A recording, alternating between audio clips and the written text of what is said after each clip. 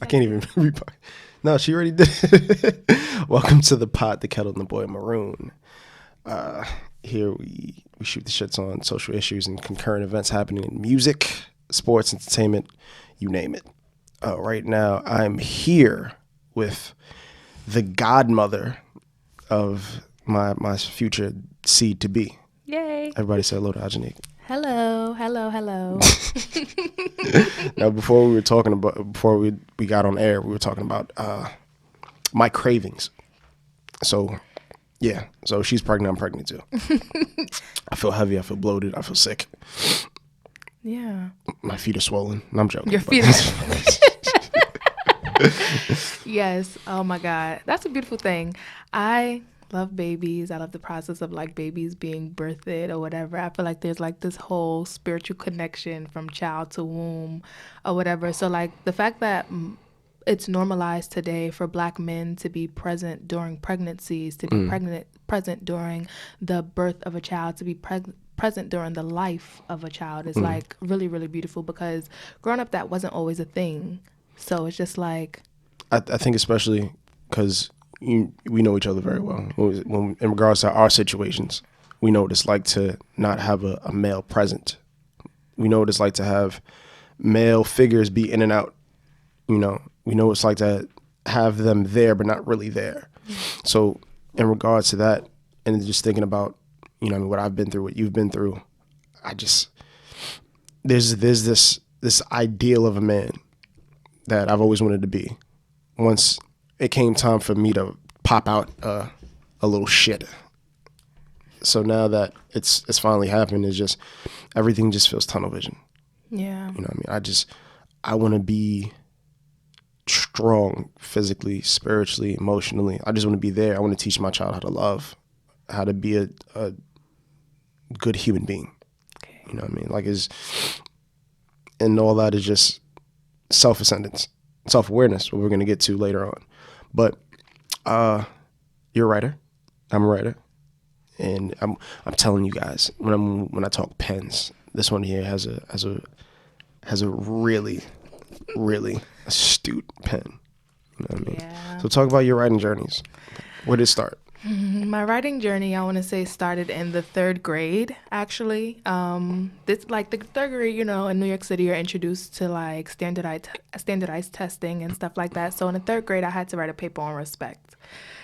I decided to write my paper on women receiving respect. So, you know, I was born a feminist, obviously, Woke. at that point, right? Like, Woke. I'm a born feminist or whatever. So I spoke about, like, the lack of respect women received. And honestly, I spoke about sex workers as well in the paper. I was like 9 or whatever. And then I went on to, like, you know, middle school, high school or whatever. And then I think in high school, well, let me actually backtrack. My aunt, she wrote poetry in college. So my first poem, and my first like interaction with poetry was in like connection to my aunt writing a poem about myself. So she wrote a poem about me or whatever, and I was so excited. She put my picture on the paper. She gave it to her college professor, and I'm just like, oh, my aunt wrote a poem about me. Like, I was so excited. And that was my first introduction to poetry. And then in elementary school, I read Life for Me Ain't Been No Crystal Stair by Langston Hughes. And it was in regards to like a mother talking to her son about the struggles of life and basically the struggles of Black boyhood and Black livelihood or whatever in your modern day-to-day life. And then from there, I went on to write my paper. I went on to middle school, and in high school, my high school teacher, Miss Edwards, she like ranted and raved about my poetry all over the school. And that was the first time I ever felt like I could actually do something with my writing. But then it never really went anywhere. And like, you know, I got into college, and then I started performing at like schools. I started performing at museums, at different like venues or whatever. And then recently I had like the interview with the lady from the Young Black Artists organization online, and they published me in the magazine, like the online magazine, and was referencing my poetry or whatever. But like, I guess writing for me was more so It was always a poem. Like, even if I try to write a story today or tomorrow, if I decide to write a journal entry, everything turns into a poem. Poetry to me correlates to music, and everything in life has always been like a song. So it's kind of like you're healing through words that's healing to a rhythm that's healing through music. And it's just like poetry is just songs without music. So that's been like, that's been my whole journey with writing, actually. No, and you see that when you write. And by the way, if you guys want to read, I think she has about 2 of those poems on the Black Artist website. Yeah. And the link is going to be in her bio on her IG, which is going to be right down there.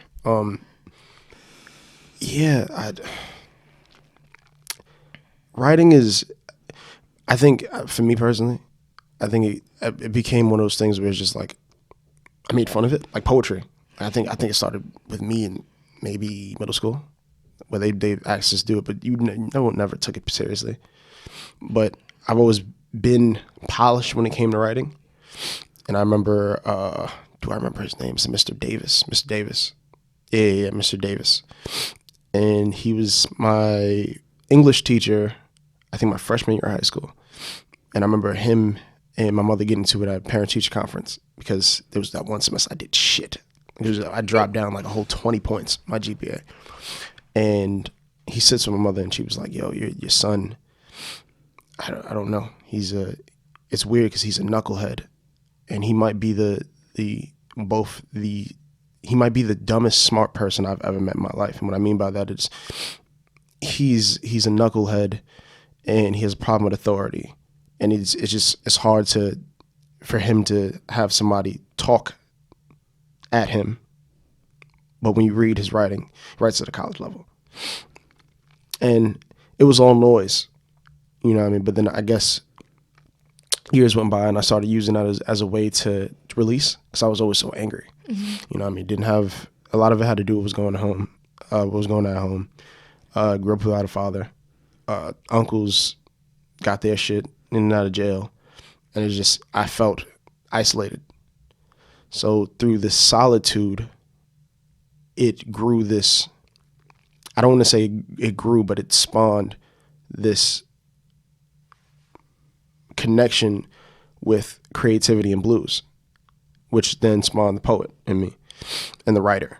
So then it became this thing where just like, whenever I felt that blues feeling, I would sit and I would pen, and I'd pen for hours and hours. And even now, you know, so I guess this is going to get to my next question, where it's just like, why is that? Why is it easier to write out of the blues than out of the joy of life? Yeah, you know what's crazy is that the other day I was speaking to my boyfriend in regards to, like, remember we went to shout out to, can I say his name? Yes. Shout out to Jonathan, my man Jonathan. Remember we went to go see the Dear Woman poetry tour? Yeah. And I don't know if that was your first introduction to her, but that was my first introduction to Jasmine Man, the poet or whatever. But then there was this man, and for some reason I cannot remember his name, but he was friends, or like he was a part of the group or a group that the man who orchestrated the entire tour was also in. And he would always say, like, write that pain. And that was like the thing, that was like something that he constantly repeated through the like entire performance or whatever. And it's very interesting that you bring up anger, because for me, like, I want to say 2019 was the first year I've ever openly experienced anger. And that was like, it's so from 2019 to now, it's been very hard transitioning to writing, because for me, it was always a correlation to sadness. That was the only emotion there was. There was either you're happy or you're really sad.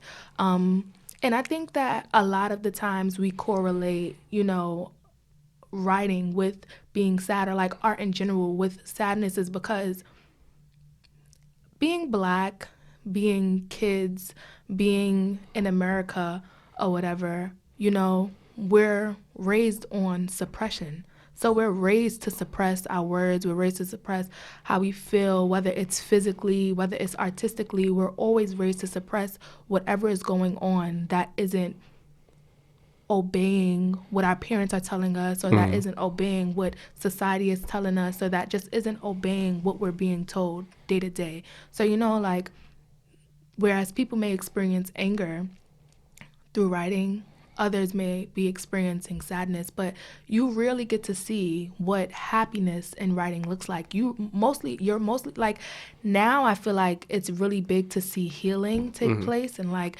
people transcend through, writing, and they're writing mantras, they're writing affirmations, and they're healing and they're growing. But I always say, like, to people, I've never written a love poem. I don't know what that's like. I've never had the experience of writing one. And every time I try to correlate poetry with love, it always like kind of coincides with having lost it. And like, it's more so a reclamation to myself, other than like a reclamation to what love actually is. And it's very interesting to see how like pain and your art goes so well together, because it's just like, so what happens when you've healed, when the trauma that has been suppressed in you for so long has finally come out, when you've finally spoken about it, when you've said everything that you had to say in regards to it, you're not going to be healed 100%, but you can get a lot of it out of the way. You can get a lot of the pain out of the way. So what happens when the pain is no longer there? Does the art stop? Because that's where I'm at now. Like, it was really hard for me or whatever. And it's still kind of hard for me because anger is very difficult to, like, transition through. It's very heavy or whatever, and it has a lot of effects on the body. Like, I had like a lot of belly issues or whatever, or like a lot of headaches and stuff, and it was just very like new to me because I've never experienced anger. Like, even now things happen and I'm just like, I'm sometimes losing it, and I'm just like, I don't know where it came from. I'm about to say, that sounds like pregnancy. Right. It's not pregnancy. Okay. It's not pregnancy. That and the Rona is in the air, but I'm listening. But it's just like very interesting because I've never experienced it, but I also had to acknowledge that I was never given the opportunity to experience anger. So I've only been able to experience being sad and being happy. I've never been able to experience being anger, because when you're angry, you react in ways that my mother's not allowing. You understand what I'm saying? So that was just like an emotion I was never able to experience. So at my grown age, I find myself now trying to find the words to fill the spaces of like why this feeling is even here. Now I want to ask a question, because you said something that really struck to me, where you said you never wrote a love poem, and from what you said, it sounded like I've never, in its present form, I've never wrote a love poem, like of being in love while I was in love and all the happiness that comes with being in love. Right. I've written the bad, coming out of love, entering that angry space, what could be hate and stuff like that. Why is it so hard for artists, not even just yourself, but just to write something about love, whether it be literature, whether it be movies? Because you'll look in the movies and it's so hard for you to see like black love and it just be black love, because you have chick flicks, white chick flicks, where it can be real positive from top to bottom, but you don't have that. Yeah, I just like it's the truth. You don't have that, and if you do, it's like an independent film, right, and no one ever sees it, and it's not well polished. Right. I can speak for me mostly, but I feel like it's very hard because for me it was I had battles with self-love. So there's a battle with self-love, and I feel like if you are not really acknowledging yourself, you're not really loving yourself, you're not paying yourself any attention, then you can't really provide that love to anyone else. But then there were times where I was like providing love to others that I wasn't giving to myself. So now it's like a deprivation of love, and I'm giving you what I should be giving myself. So it's just like, I feel like I'm able to write about love, but I'm only able to write about the experiences that I've been through. And the experience that I've been through haven't always been the greatest, because I've allowed myself to enter into situations based on, I guess, a circumstance, or based on how I felt about myself at the time. So I feel like the changes of love and the phases of them, because I am constantly changing, what I'm willing to accept constantly changes, and then what my writing reflects about my love life is constantly changing. So at this present age, I haven't written like a poem that is like significantly about a healthy, healing love. Although, honestly, the relationship that I'm in is probably the healthiest that I've ever been in. But then even in that, it's very difficult to maneuver, because not being in healthy situations all the time, it's hard to be around, like, if I'm living in America and it's constantly polluted, when I get to fresh air, it's kind of just like, well, where the hell is the debris? Like, I need a little bit of dirt in the system. You know what I'm saying? Like, even when you hear a lot of Black women talk about relationships, or even talk about men, and they're just like, oh no, he's too soft for me, or he's too this for me, or oh no, I need somebody that's It's gonna one of those handle things where it's me. like, I got to deal with the evil I understand. Right. And a lot of times, my mom used to say, sometimes she still say, stick to the evil you know, or Exactly. whatever. But my whole thing is just like, sometimes the evil I know, I don't even know. I don't know. Like, I don't know the evil that I know, because at one point in time, they're the worst thing that I've ever experienced. At another point in time, they're the best thing I ever experienced. And then it's just like, within that short period of greatness, you can become worse than what I've known before. So then it's just like, I never really know what I'm into. So I feel like when it comes to like love and like the reflection of love and literature and music and anything, more than most of the times people are just writing about the situations that they've been into, and a lot of times people aren't in healthy situations to begin with. So most of the times we're just writing about pain and writing about present experiences, because we observed our parents go through trials and tribulations in relationships, and then we ourselves are saying what we're not going to accept, but then there's a ladder of what we are going to accept just because it's not what we've seen our parents go through. So then it's just like those situations that keep everyone in a frenzy when it comes to their love, when it comes to their relationships and how they express it in art. Oh man, because we were going to get into the big thing about this episode, this pod. We were going to get into self-awareness, and mainly the definition of it, and what about it as it pertains to self-awareness. Where in self-awareness is African Americans flawed? And I think you've been touching on it. I think we spend so much time trying to figure out love, because love, to me, love isn't purpose, right? Love is beautiful, it's palpable, it's a strong feeling, but love is it's a selfish emotion that it's a selfish emotion that pertains to conditions and possession. You feel what I'm saying? So when you're spending your first 30 years figuring out love, how do I love myself? How do I get him to love me?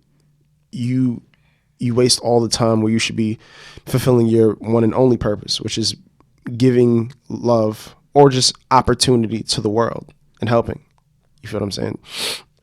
Because especially when I hear that phrase, self-awareness.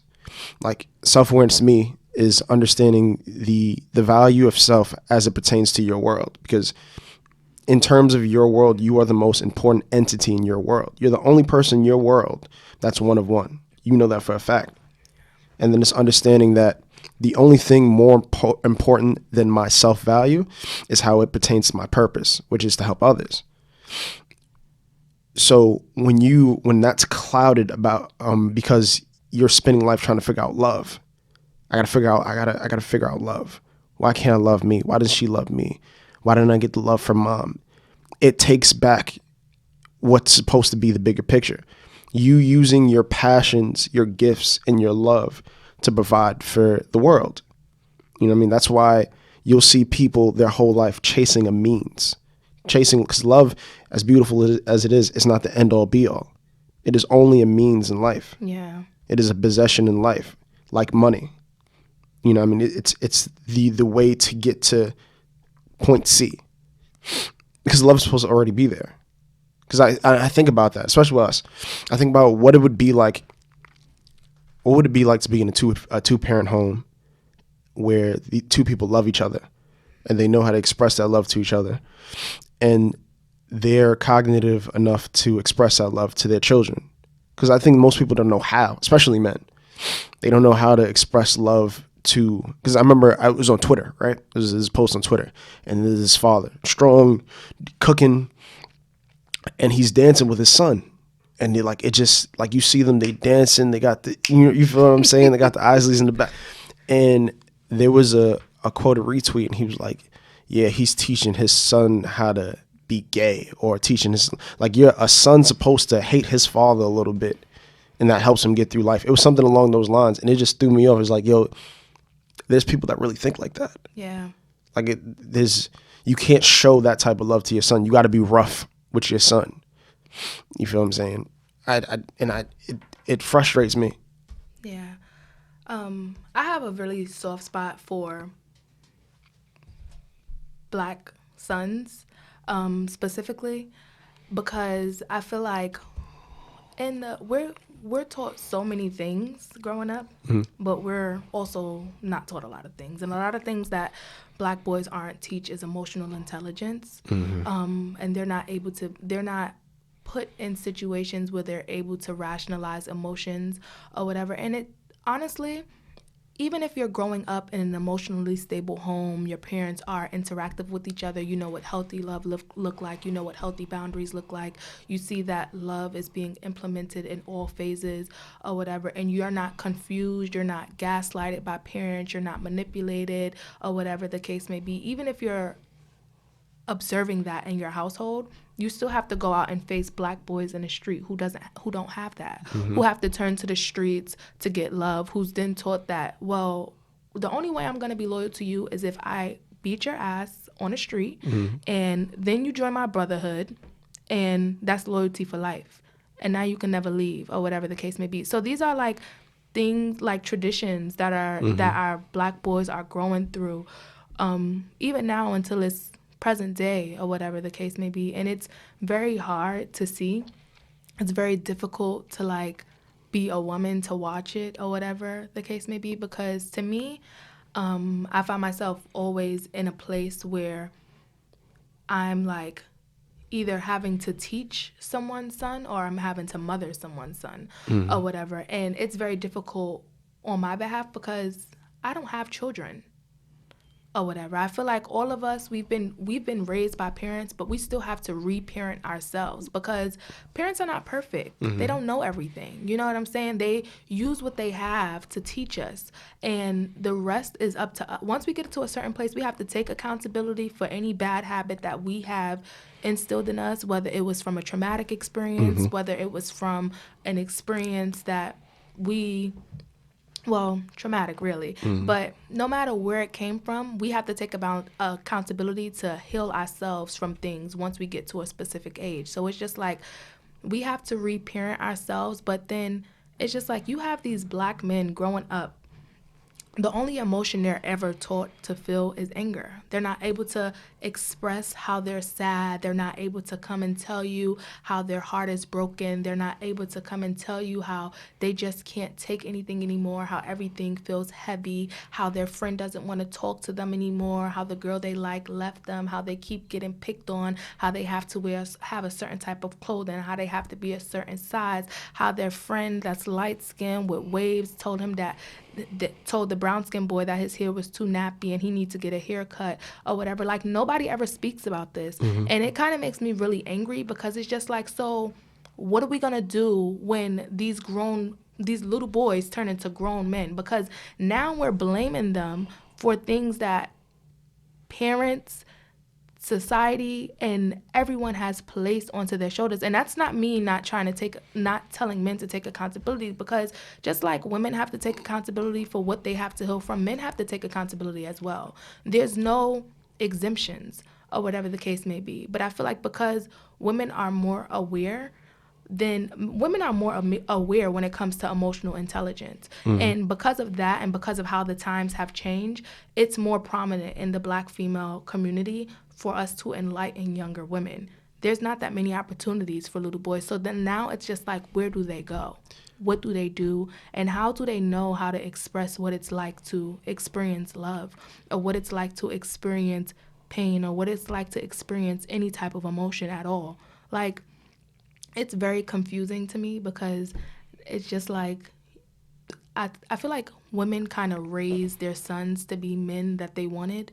And then it's just like, you raise your son to be your man, but he grow up and the only person he's able to have a decent relationship is you, because you raised him to be your man. So now he is a deadbeat. He doesn't show up for anything. He can't keep a job. He doesn't take accountability for nothing.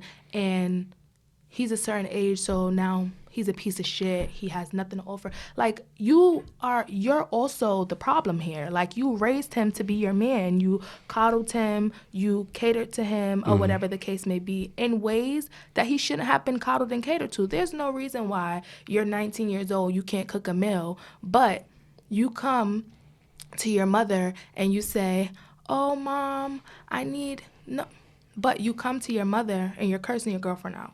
You're cursing your girlfriend out, calling her all types of B's, calling her out her name, calling her all types of this. Your mother's like, oh, yeah, she not worth nothing anyway. You know, she don't need to be over here. I told you to leave those raggedy girls alone, or whatever the case may be. But it's just like, you can't cook yourself no food. A few years later from now, you're going to see that same raggedy girl you was talking about some, hey, boo, how you been? You want to be her man or whatever. You want to come and cook you dinner or whatever the case may be. But at this point in time, you can't even take care of yourself. You don't even have the basic essentials to survive because you can't cook yourself a meal or whatever. And your mother is just out here coddling and catering to you instead of sitting you down and teaching you that you have to be decent to people. See, but that's... I like to look at that as subconscious generational sabotage. Yeah. Like that's ignorance. Like you as a woman, right? You've been around men who have been denigrated by men that look like them. You've been around men that have been denigrated by the justice system, by police, by authority. So it's like, damn, the world's not showing you love. I got to make sure that when I birth a man, I show him as much love as possible. But then by doing that, you kind of coddle him away from the hardships. But it's an ignorance you share as well. You know what I mean? And that's what people don't understand. And for me, I have a soft spot for black women for this reason. You guys are conditioned to be numb to being a victim. Like, you're a victim, but you can complain about it, but you got to complain knowing that it's not going to do anything. Yeah. And I think that's it's so fucked up, because especially in relationships, because you get with a man like that, and how many times you've been involved with a man who's just like, damn, instead of growing with you, I got to teach you how to allow me to love you. Yeah. And it's not his fault. It's not his fault for the simple fact that he doesn't know. And his mama doesn't know. And grandma doesn't know. And he didn't have a daddy there to teach him. And grandfather doesn't know. Like, there's so much of that missing, where it's just like, there should be so much building. But all of that is replaced by us trying to figure out how to love each other. Right. 'Cause I think there's so much y'all go through, where it's just like, you think about being the dark-skinned girl in school, where just all these obstacles in your way. And then after all that, you got to teach yourself how to love yourself. But the world ain't been loving you. Why your hair look like that? Why your face so greasy? Why your mother put them beads in your hair? It's the truth. No, I'm laughing because it's so relatable. It's the truth. I mean, yeah, I have a soft spot for men, but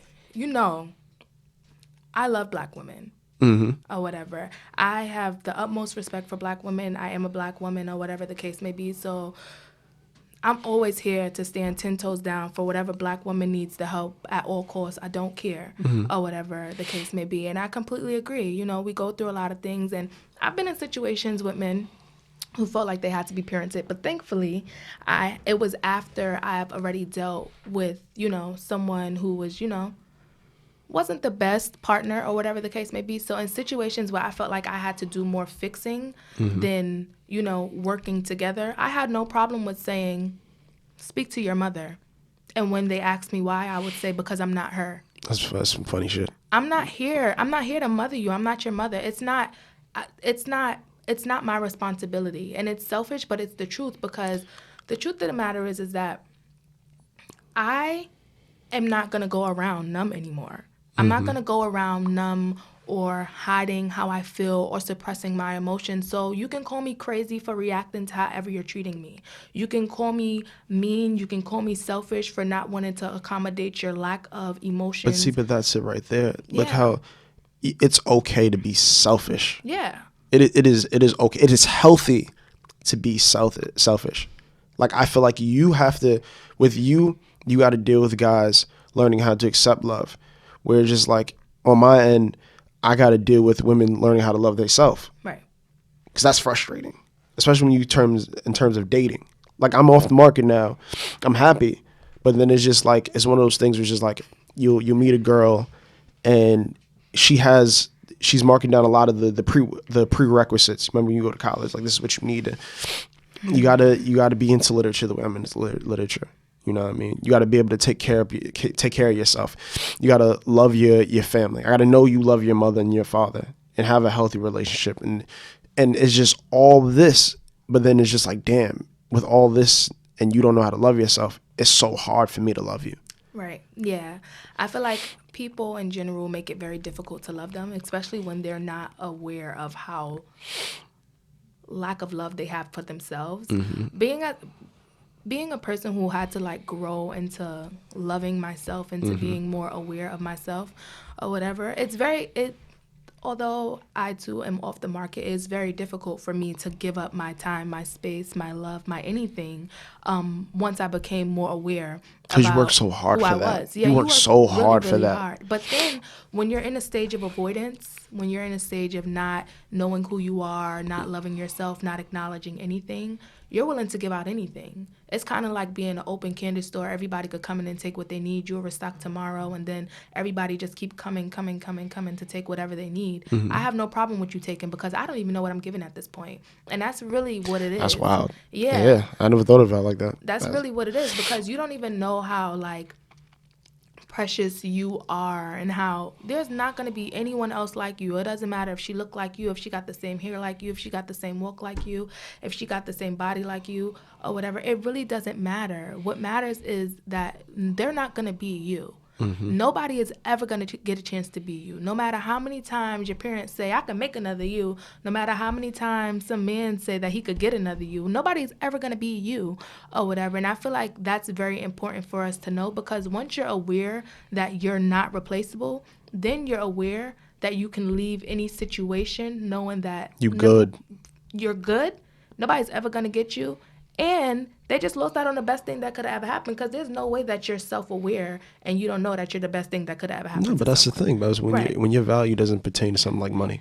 Yeah. When it doesn't pertain to something that can be taken away from you, because your value itself, I cannot take it from you. It's the one thing I can't take it from you. It's like the Diary of a Mad Black Woman. Kicks it out, takes it. My favorite movie. No, but that's a story where a woman is understanding self-value and self-ownership. Yeah. I own me. You don't own me. And that's the thing. You can never own me. You feel what I'm saying? I'm one of one. And a person who's one of one, and know that you feel it. You feel it. You feel it in the air. It's real palpable. And that's why some women like that, they can be intimidating to men. Yeah. And it's real hard for guys to see you as approachable.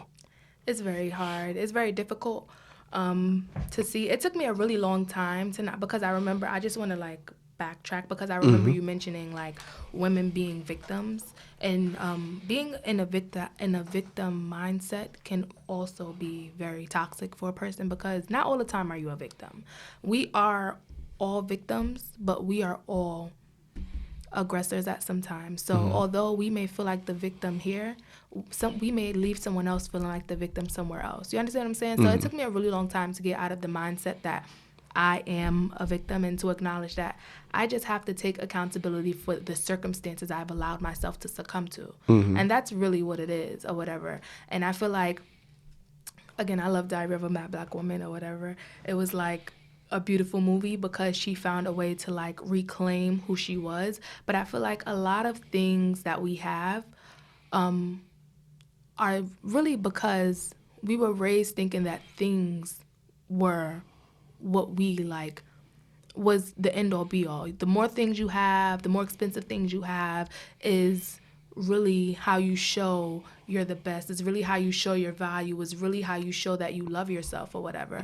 And like, you know, transitioning into being like vegan and into holistic care and everything like that. Like I said, you know, 2019 was a very hard time for me, and it became very hard financially as well, because when you're in your emotions or whatever, now you're doing everything carelessly. So it's just like, I got an attitude. I'm angry. I'm about to go buy me some more food. I'm about to go buy me a new shirt. I'm about to go buy me some more pants. I'm about to go buy me some more this.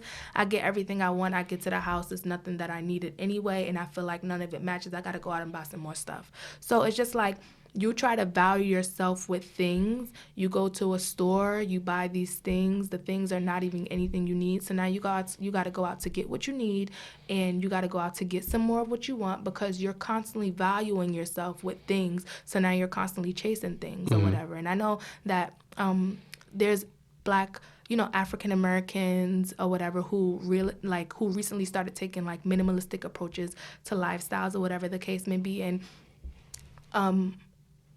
I think when I was looking at my finances was when I was more aware of how bad off I was doing, because, I have a career now or whatever the case may be. And it wasn't really like hit hard, bad and the finances, but I was more aware because it was just more transactions than I needed. Whereas a year ago, from whatever was taking place in my life, I would be satisfied with a freshly stocked refrigerator, all of my bills being paid, a new bottle of shea butter and some almond oil for my face.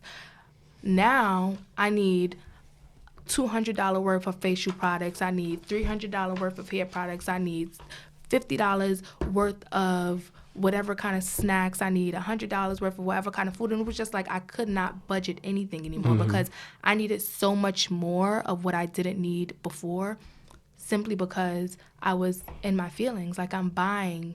I'm like emotionally buying. I'm emotionally spending just to You're an value emotional myself. hoarder. Right.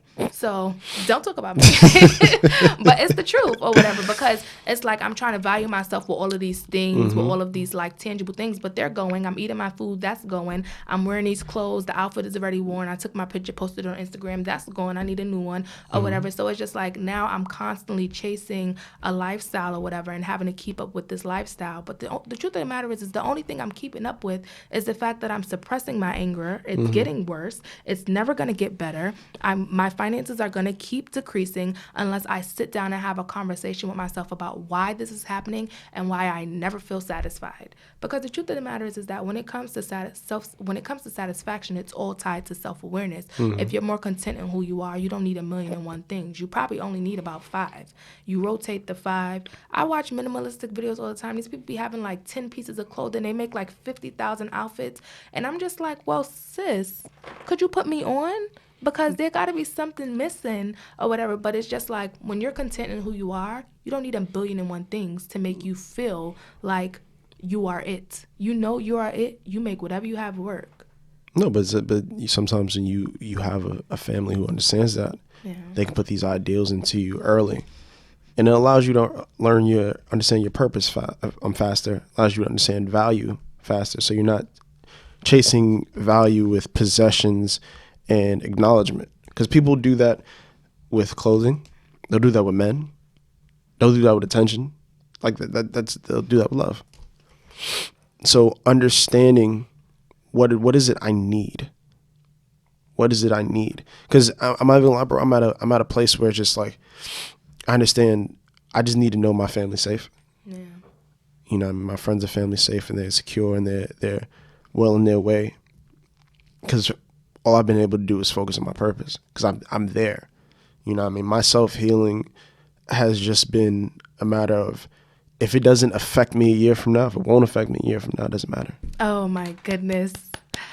You know what I'm saying? If it's not life or death, I'm not gonna cry about it. Yeah. Like when I found out I was gonna be a father, I cried a little bit. Because it's life. Hello. No, it's true. It's life. It's life. But then it allows you to sink in and focus. Because I remember sitting there, and it's like, I know what my passions are. I know I love to write.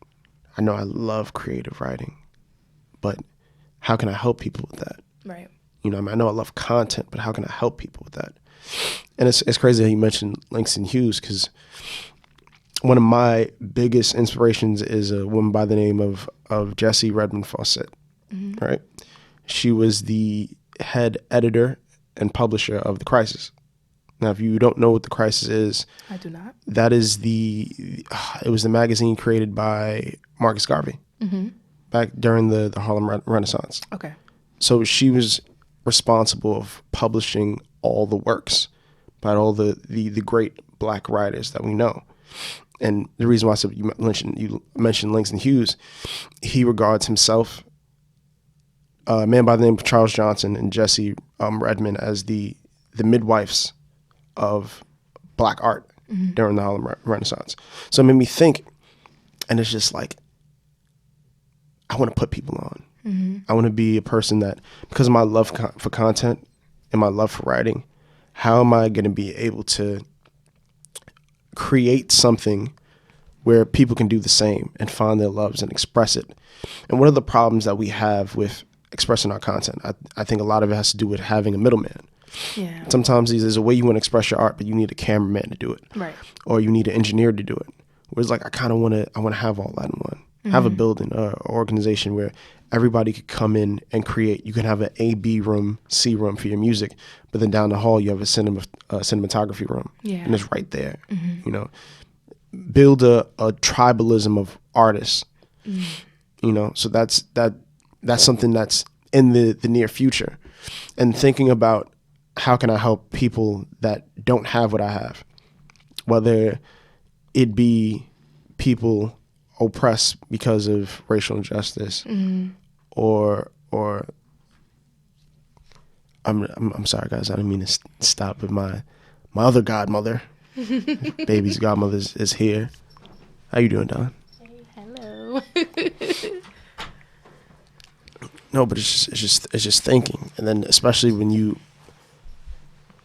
think about purpose, it's like, who can I look at in terms of what I believe the purpose should be? Right. So through history, you've had many of them. You had Malcolm, you have Martin, you had Nelson Mandela. You know what I mean? Nelson Mandela spent 75 years, was sentenced to life. Yeah. For protesting. You know what I mean? Against apartheid. That was his bigger purpose. So you think these people who go through career suicide to help who they feel has been oppressed. Like, the most recent one is probably Colin Kaepernick. You think of what he's had to go through with just kneeling. Yeah. And understand that was a self-value thing. That was not necessarily a purpose thing. That was a self-value thing. It's just, in terms of how I value America, this is not, in terms of my belief, in terms of my love, this is not what I believe it to be. Right. So this is what I'm standing up for. But then the moment they try to take away his First Amendment, the moment they try to take away his love, they try to taint his value. And then through the tainting of his value, he found his purpose. You know what I mean? Raising awareness to buying suits and raising funding for men who have coming out of jail, felons. Raising $1 million as a philanthropist. Like, you find your purpose through understanding self-value and love. Yeah. You know what I mean? I don't know if it has to do with him by being biracial. But I just think that's just something that we got to work so hard to find, because we don't understand. And to fill you in, we were talking about that. We were talking about self-awareness, self-value, love, and how it pertains to the flaw of African-American men and women growing up. Like, what's the thing that holds them back from understanding self-awareness, being good with their self, understanding that I'm the only me. Whether y'all value me or not, I'm the most important person in my world. Now, aside from love, what else do you think has to do with that? What else do you think holds us back? Because I think I want to cover the scale and find a solution for all these things. Right. For that next generation. So, I mean, I have to be honest and say that I hold myself back when it comes to a lot of things. People always want me to do more, whether it's like sharing more about my diet, sharing more writing, share more of anything. Like, people just want to know more. And for some reason, people just think I know a lot or whatever. And it's kind of like, it makes me feel like uneasy, because I feel like I'm avoiding it by not providing what people are asking for. But the truth of the matter is, it just leaves me more in the mud, because now when I come out, it's even more requested or whatever the case may be. And I was reading the autobiography of Assata Shakur, And she speaks of like her grandmother like instilling in her like the affirmations and the self-value and not to look down when people are talking to you, and you make sure you look somebody in the eye, you make sure you speak up, you make sure you're firm when you're speaking, or whatever the case may be. And I honestly feel like it stems from childhood, to not have like to feel as though you should hide your potential, or that you should just allow it to fall where it may, or just take another route because it seems easy. I feel like it stems all from what you're taught as a child, because your self values are always who you really are at your core. And I feel like if you're growing up and you feel like, well, you know, I'm not gonna say this because mommy doesn't think it's nice, or I'm not gonna say this because although it's the truth, it may be like a little wild to say, or whatever the case may be.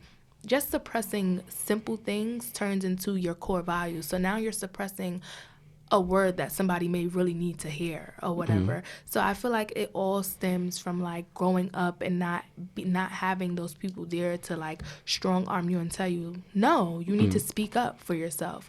I had a mentor since I was 13 years old, and I remember like, you know, I would get into these fets, I would get really sad sometimes, and she'll ask me a simple question. She'll just be like, what's going on? And I'll bust out into tears or whatever, and I'll just be like, I don't want to talk. And she'll be like, but you're worth hearing. And I feel like it's very important to know that like you're worth being heard, because once you realize you're worth being heard, or that you need to make people hear you, that's the first step to acknowledging your potential. Because once somebody gives you a voice, nobody's ever going to be able to take that back.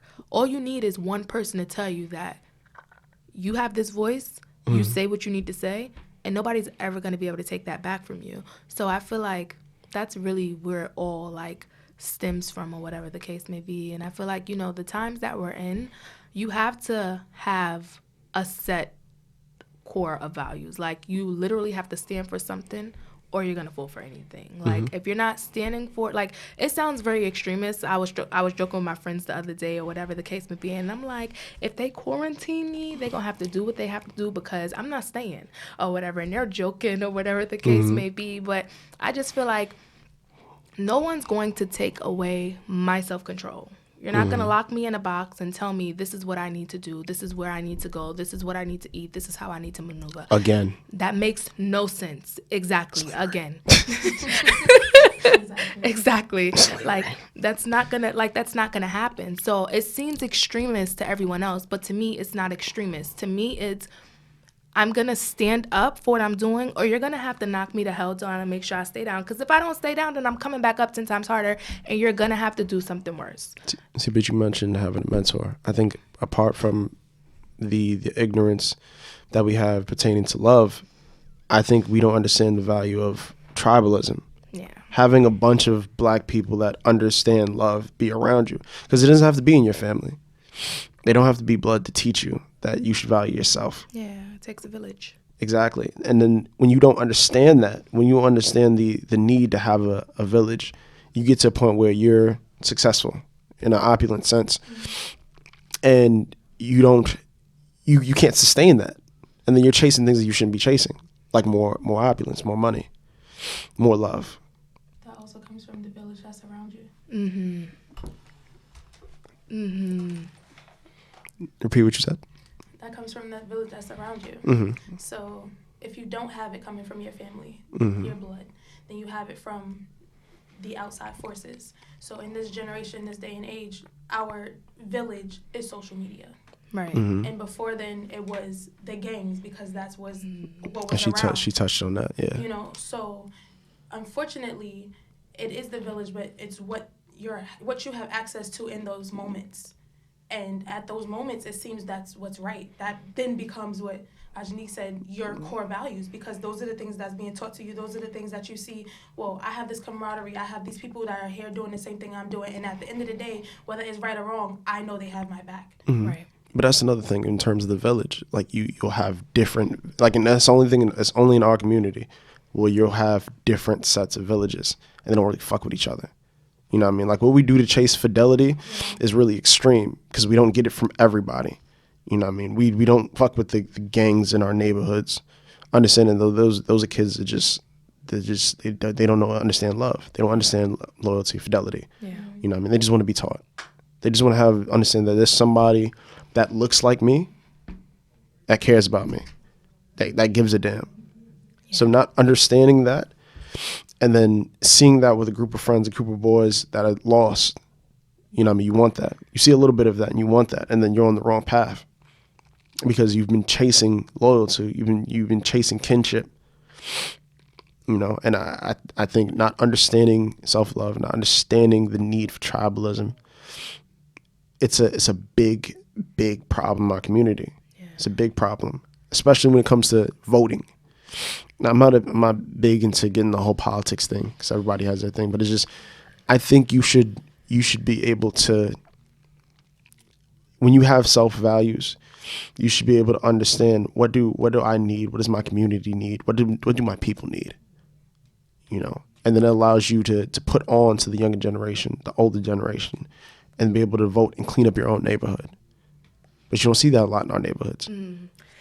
You know what's interesting is that this brings, the other day my friend was telling me about the honey pot controversy. Mm-hmm. So the honey pot is like a feminine care brand where like you have like, the pussy shit, the pussy wipes, absolutely. Pussy but cleanse. Then there's sanitary napkins. She now has like cups or whatever the case may be. So there was first controversy with Target because she made a commercial and she's like, I just want black girls to see me and to be inspired. So that's reverse racism. Although I don't understand how we can ever be, racist because we don't have that type of power to implement systematic racism, but that's another conversation. That's not to call that right. I'm gonna let you get that off. Get it off. I'm listening. But then it was another set of controversy with people who are spiritually into the church, so they're Christians or they're Muslim or whatever their religion is specifically, because the woman, the owner of the honey pot, she went on,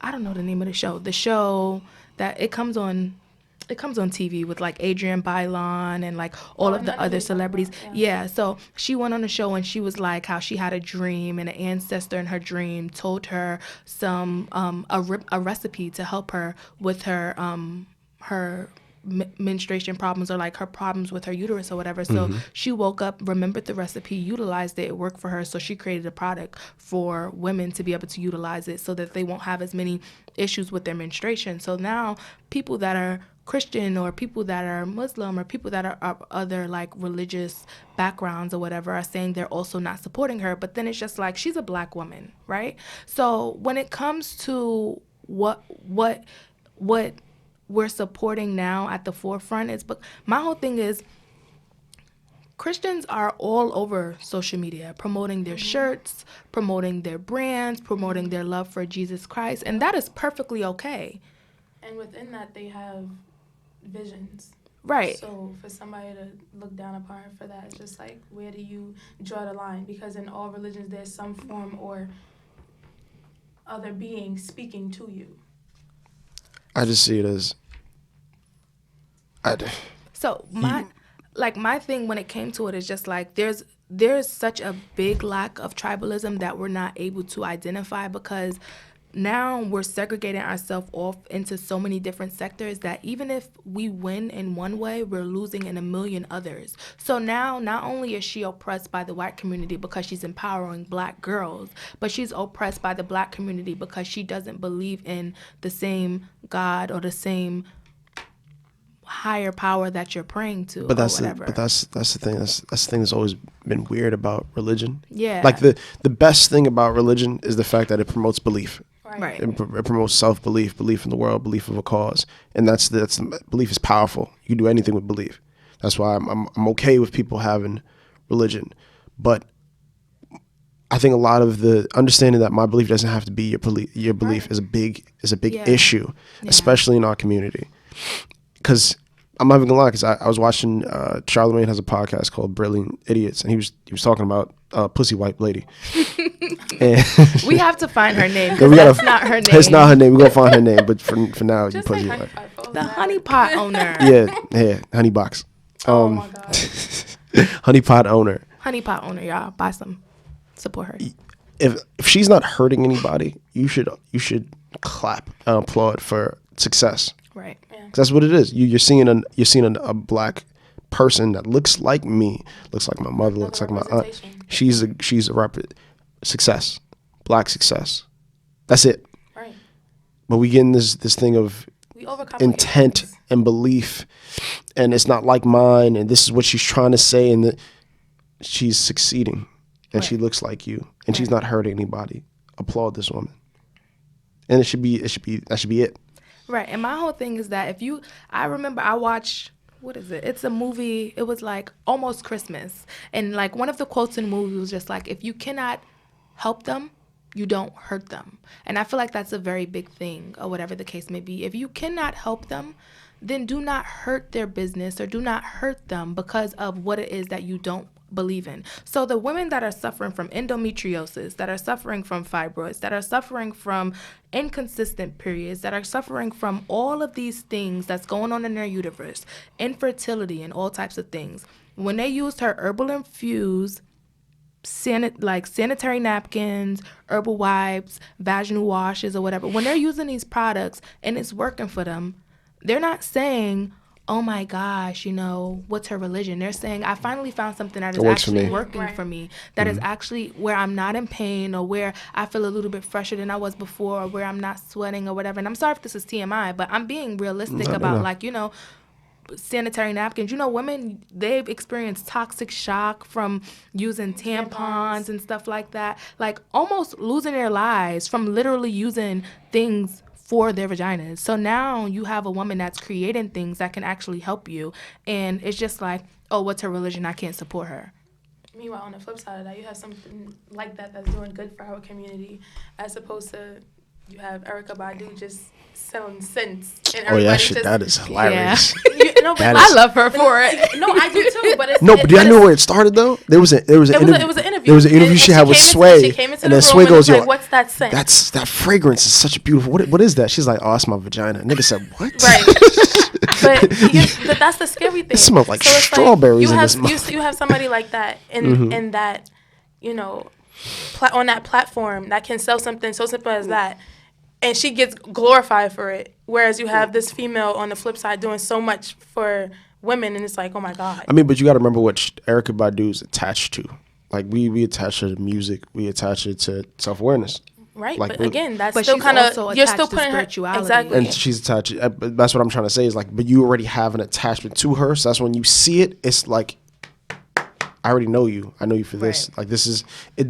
We don't know Honey Pot. I want to know her name. Scent? What's her name? Or a healing. It's two different things. Because I'm not going to keep you calling you pussy white lady. Because my sisters don't like it. I'm sorry if you hear this. Just know I am getting these products. Yeah, she's getting the pussy wipes. She got the pussy wipes. Beatrice Dixon. What? Beatrice Dixon. Her name is Beatrice Dixon. That's the funny. Owner of the Honey Pot. Dixon's pussy wipes. Yeah. Excuse him. No, but I'm not mad at it. Let me ask you guys a question. In terms of people who weren't family, right? Who do you guys have to look up to? It could have been somebody in your neighborhood. It could have been somebody on TV. I had a lot of people to look up to. But like who? Like when you said, like especially when you talk about self-awareness, who did you have in your life where it's like, this person knows her value or his value? Well, I was the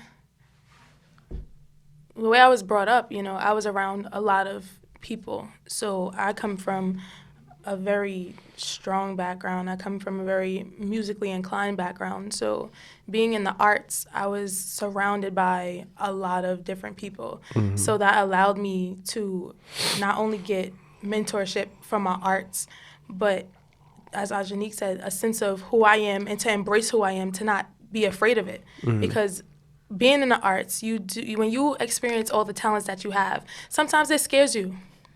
So it would be times where you'd be like, oh, I don't know, sing. No, I'm not going to sing. You want me to do this? I'm not going to do this. But then you have people around you saying, why are you hiding from yourself? This is what you heard. This is what you should be doing. Continue to do so. Mm-hmm. So you have the family aspect that pushes you. But outside of the family, you always, in your mind, think family is always going to support you because they are your family. So to get it outside of your household from a complete stranger that gets nothing in return from you is more of a, okay, that's a support system because you don't know anything about me. You can't profit from me in any way by giving me any of this support. So this has to also be true as opposed to just, mommy loves you, you're doing great. But let me also, I'll say this, because again, I would say you're kind of the anomaly, you know. Dawn has both parents in her life, obviously.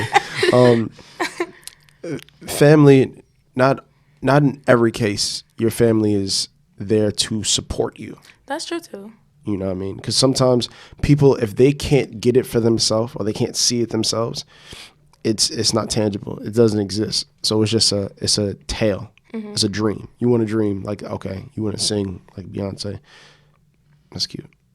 Like they'll entertain it, but it's supporting you, is pushing you and feeding you realism and positivity and showing about your shows. And every time you get a chance to tell everybody about my child or the kid in the neighborhood, their gift, like that's support.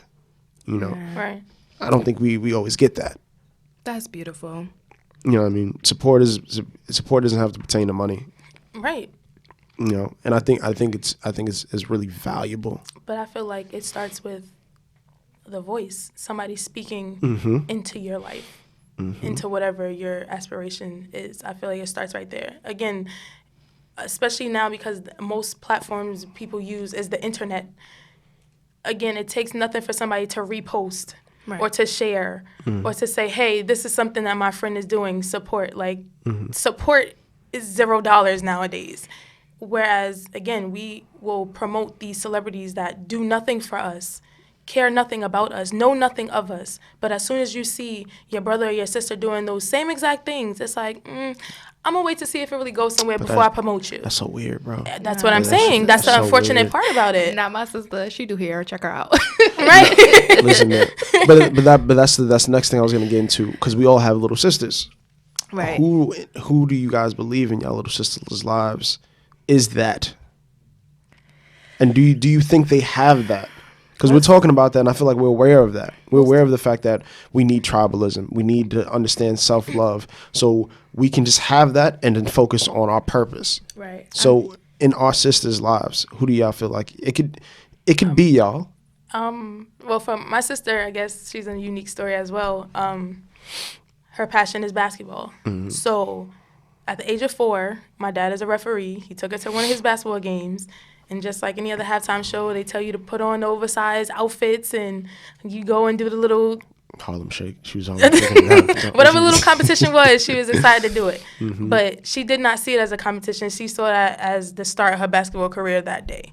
And from then on, with my father having all of his connections to the basketball world, everybody had their foot in on seeing my sister succeed up into the age that she is right now, continuing on as she then graduates and will be moving on to college.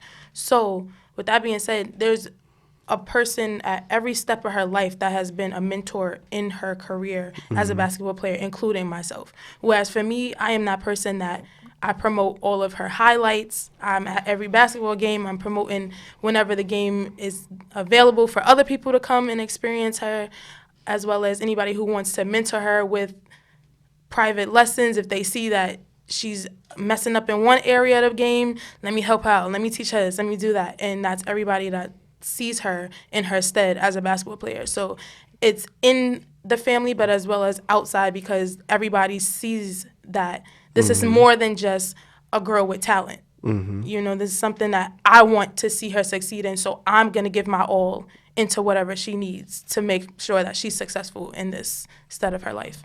I just think with us being as cognitive as we are about this type of situation, when we have siblings, we got to understand, like, we can tell them this shit till they blue in the face. Because I got a young brother, and sometimes it goes in through one and out the other.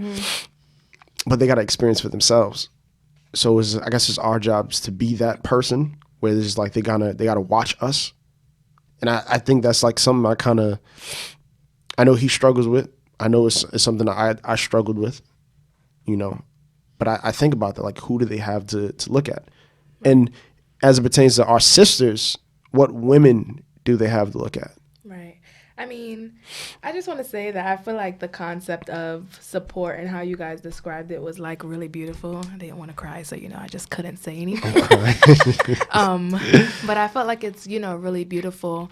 For me personally, outside of my family, I feel like my biggest support systems was my mentor, who again I've known since I was 13, Althea, and my dance teacher who scouted me when I was 11. Her name is Zakira, and it's really because they followed me through my whole life. And they pushed me to see potential that I didn't want to see, even in things that they seen, like in places they've seen themselves or whatever, and they'll be like, well, don't be me or whatever. And I feel like that's very strong. It's very powerful for someone to love you enough to not want you to turn out or to not make a decision or decide to not make a decision because they seen how it turned out for them. Now, for my sister, I don't know everyone that she looks up to, and I know it's going to be cliche, but people that know me and people that see, the podcast and hear the podcast or whatever the case may be, I believe can attest that my sister, she went everywhere with me. Whether we went to whether we was going to hang out with my friends or whether I was going to dance practice or whatever, she went everywhere with me. So my sister experienced everything that I experienced up until I was about I want to say 17, 18. So when I was in dance groups, she was in dance groups. When I wrote poetry, we found out she was writing poetry or whatever. And it was just very interesting to see because I remember talking to her a few years ago, and I was like, Anaje, do you think that I can do this or whatever? Do you really think that I could launch this? I could do this or whatever? And she was like, girl, you had a company 2 months ago or whatever. And I'm just she was like, I think that you can do whatever it is that you want to do or whatever. And it's just very interesting to hear her say that to me or whatever the case may be, because I know that she does look up to me. And it was never something that I really looked into or anything that I ever looked for, because I always felt like we were so different or whatever. But because she kind of she has done things that I've done, but now she's also into something that she wants to do, she loves to do here. And I had a friend that I was friends with from middle school through high school through some of college or whatever, and she did hair. And sometimes she'll do my sister hair, we'll go to the hair salon and we'll be with her or whatever the case may be. And my sister grew up to do hair or whatever. So there's a lot of people who knows my sister through me and who my sister experienced or whatever the case may be, who may have inspired her to grow or whatever. And I feel the hardest part with having a sibling is giving them that freedom and that full spectrum to allow themselves to make the mistakes and to grow the way they want to. Me and Rodney, we have this conversation all the time because I have one sister and his brother seems to be as stubborn as my sister or whatever. So whereas I'm Rodney, you have to give him his freedom, Rodney is just no, because I'm going to talk to him one more time. No, but it's understanding, because and that's the thing. But that's love. Yeah. It's love, but it's I'm not driving him to say this is what you did wrong. This is how you do. I tell my brother all the time. You want him to be aware. But listen, I want him to be aware, but I want him to understand that there's certain core values that you should just have, and it's gonna take you far. And you don't have to be me, because I don't want you to be me. I see the potential in you. I see you being better than me. Right. I try to tell them talent is, people are born with it. Some people are born 7 feet. Some people can never play the piano a day in their life, are just amazing at it. Some people can draw their ass off. But work ethic is something that we can all have, but not all of us have it. Right. If you can work your ass off at something and then polish that into everything you do, there's not a person on this planet that can fuck with you. Right. Regardless of what you were being, what talent you had. So that's the thing, with school. Because I know, I'm shit at math, but I was great. I was really good at other subjects. With him, school doesn't come second nature to him. So he has to. I tell him, you gotta. There's a certain. I may not have to work hard as you in this subject, but so you can get an A, you got to work 4 times as hard. You got to be aware that you can work 4 times as hard. Right. And you got to have that approach for everything you do, even the things you don't have to work 4 times as hard for. Right. So that's the thing I get on him about. I feel that's very important to know, but then I feel we also have to, because my whole thing is, in my house, I was I'm always in a book. I'm always in a book. I was on honor roll, you know what I'm saying? So like in my house, I was that kid, or whatever the case may be. There's always a kid that's that kid.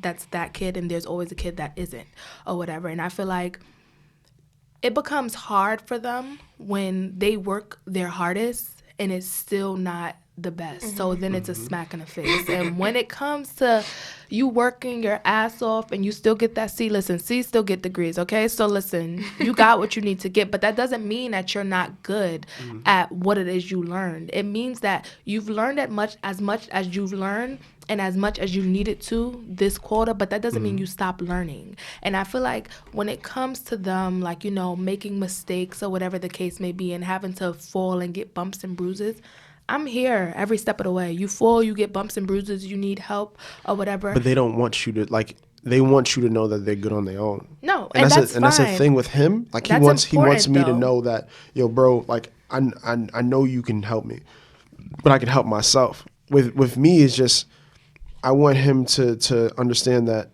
yeah, you're gonna have your bumps and bruises and everything, but you don't look at it as failure. Don't compare it to me.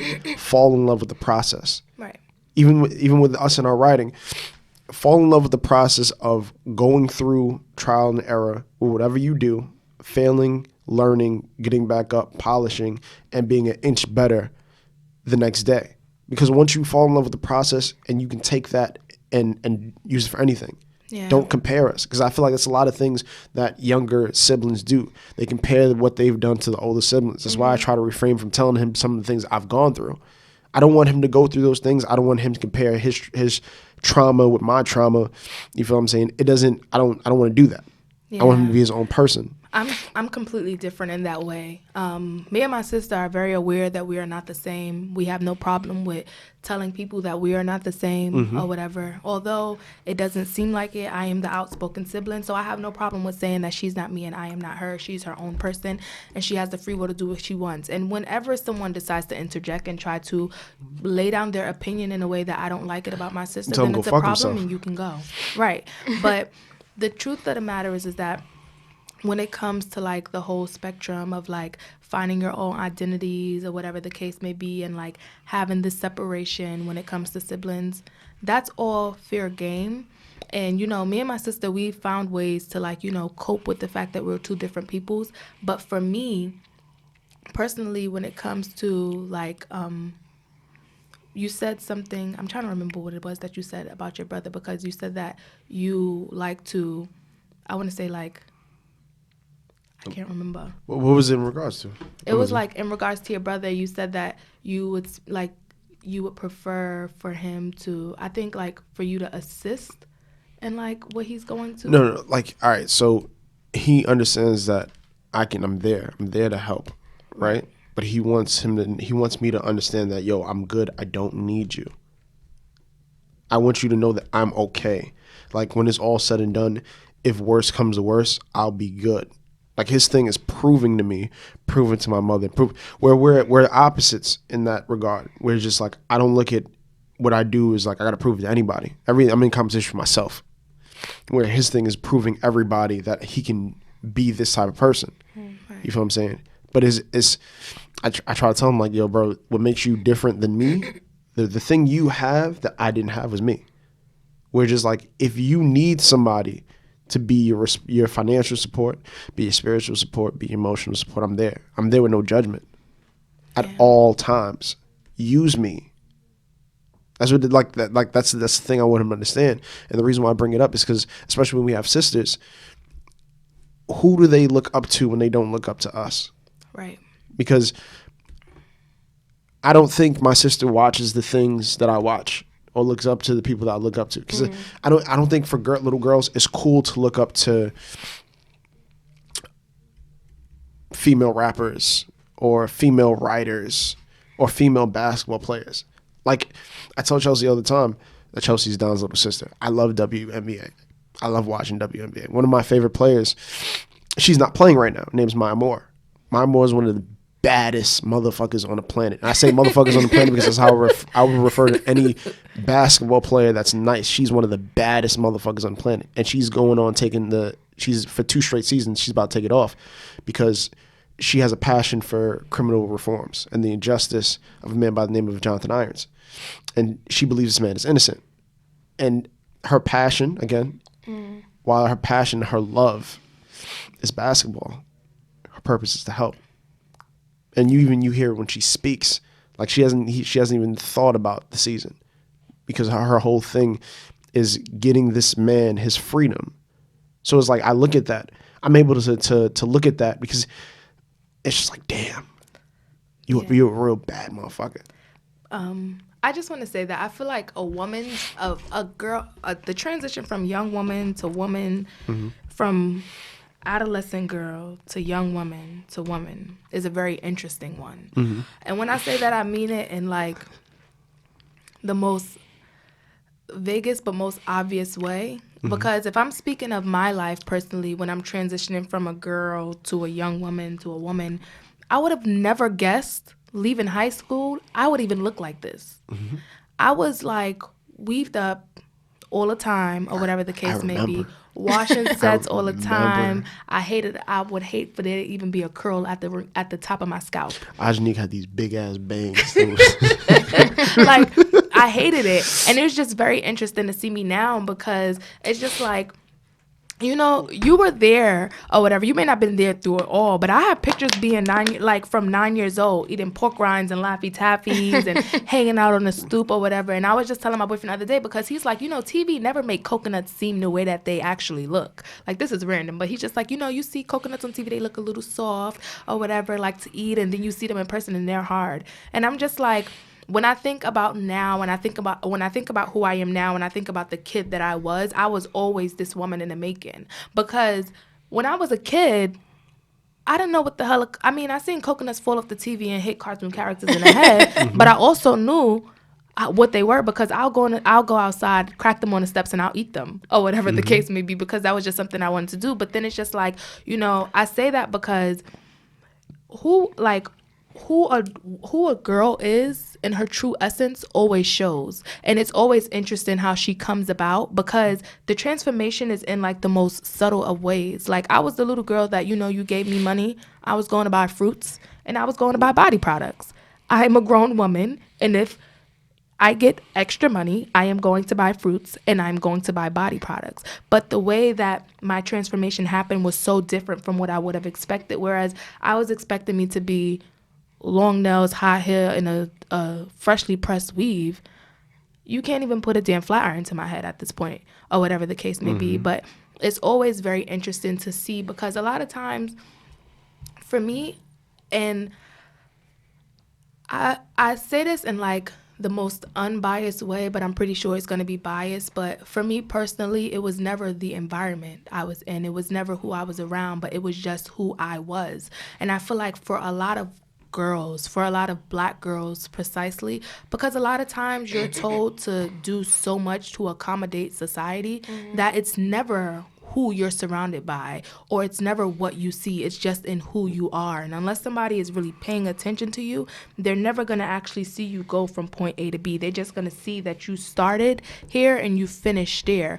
But in that whole growth process, you've been there all along. There. Right. Yeah. So I feel like it's very interesting to see, especially black girls, because they're always themselves in their truest nature.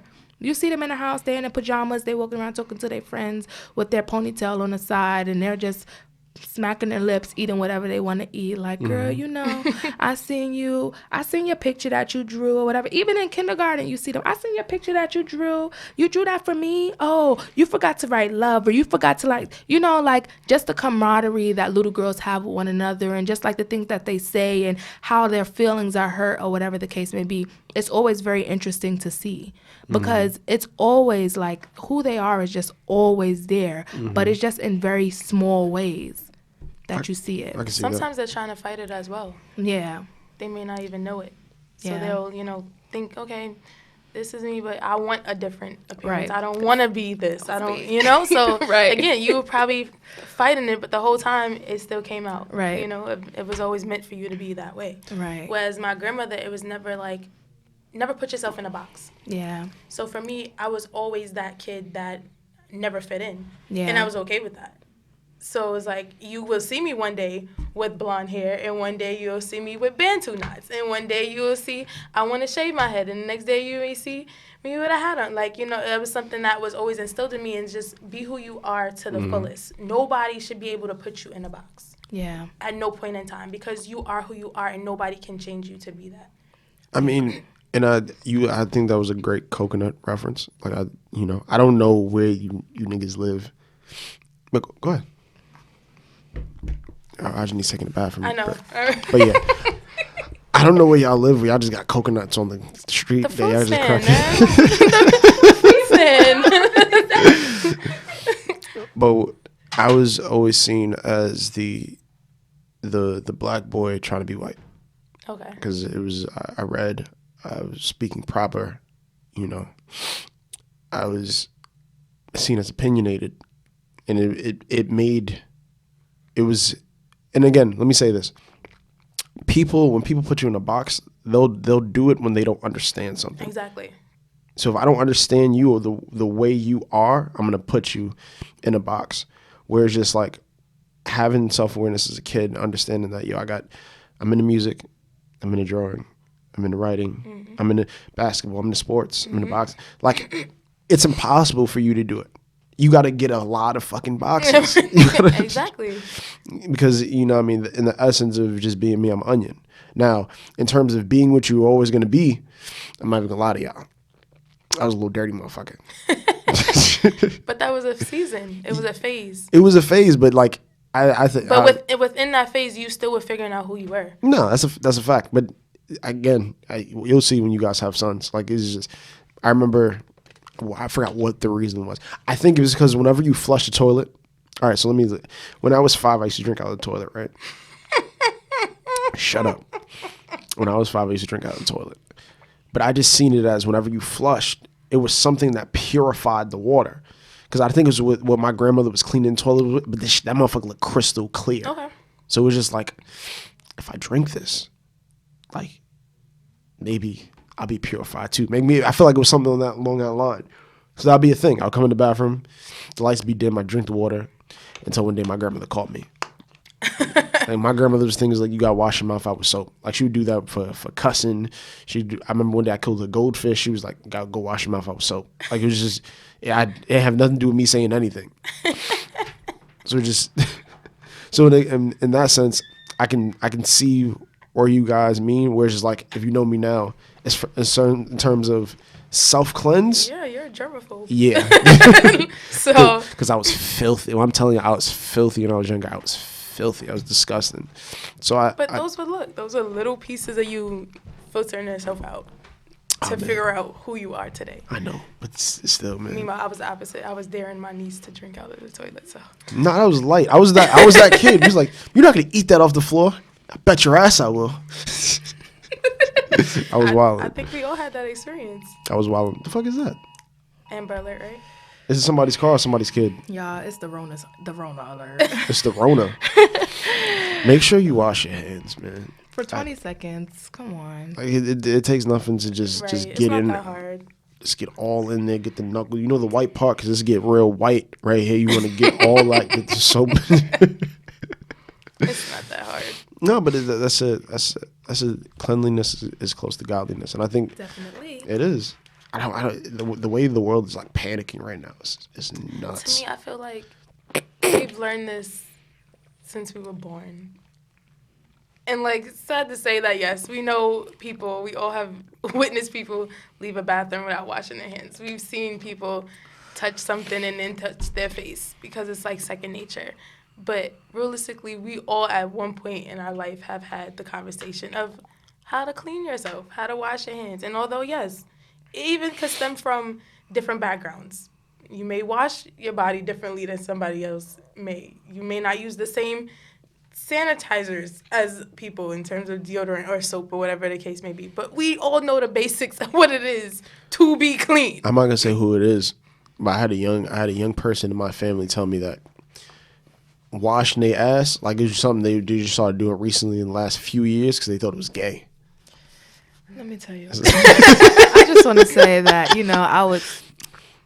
working with kids for a very short stint, and I love kids so very much. But they're dirty. They're walking. They hide boogers. Okay. They eat boogers. They share boogers. They store boogers. They put it behind their ear. They ask you why they have to take a bath tonight. They took a bath yesterday.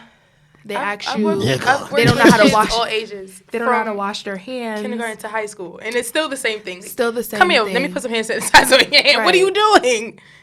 And I mean, like, to the point where you see them chewing on their clothes. You know, you have the hoodies. You want to chew on the strings. The shit in their mouth. You want to chew on your sweater. And I mean, these are high school students. It's not like this is elementary school. But I think about that because I was not as pure as you two, because I started having stuff.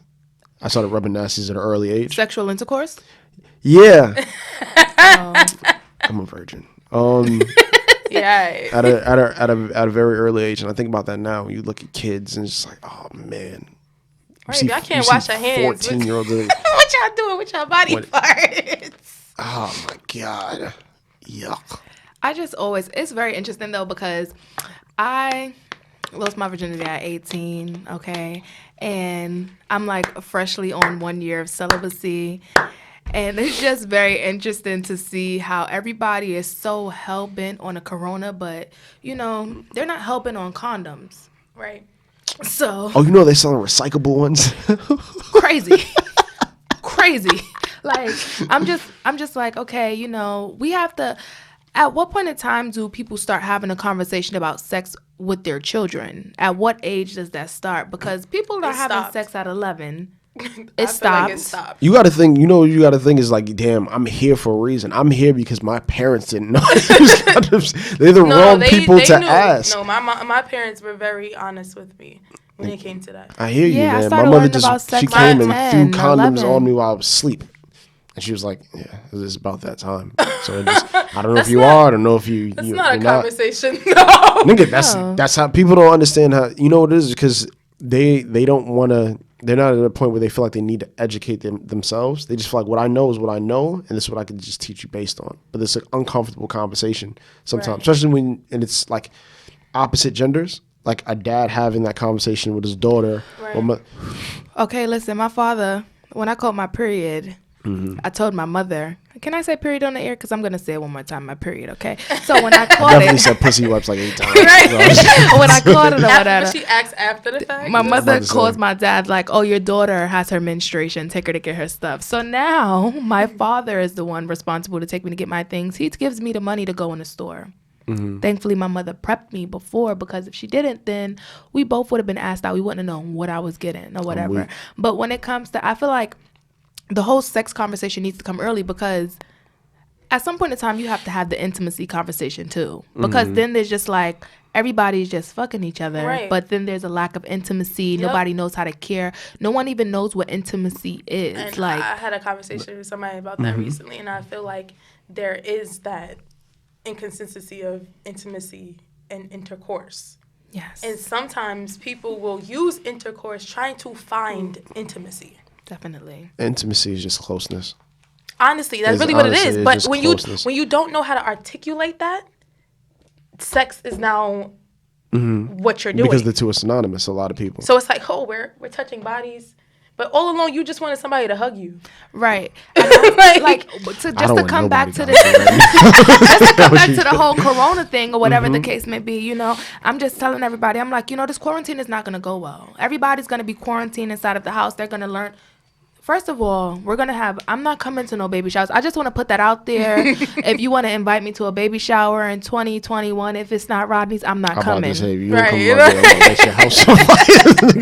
Okay, you know, your baby is not a result of corona. That's a fact. Right. So my whole thing is just like, people don't know what closeness is. They can't have a conversation, can't look nobody in the eye when they're talking. So now they're just out here fucking. So now for 14 days, you're just fucking. When you get back to work, they're going to say, what did you do the whole time? You're going to be like Kim Kardashian. Oh my gosh, I had sex like 10 times today, or whatever the case may be. After 14 days, you had sex 10 times for 14 days. And the truth of the matter is that your husband don't know how to have a conversation with you. Yep. There's no sports on TV. Everything is taken away. You need to take the time to learn who your partner is. All over again. You're not going on. Go take a walk in the park. You can't go out to get dinner.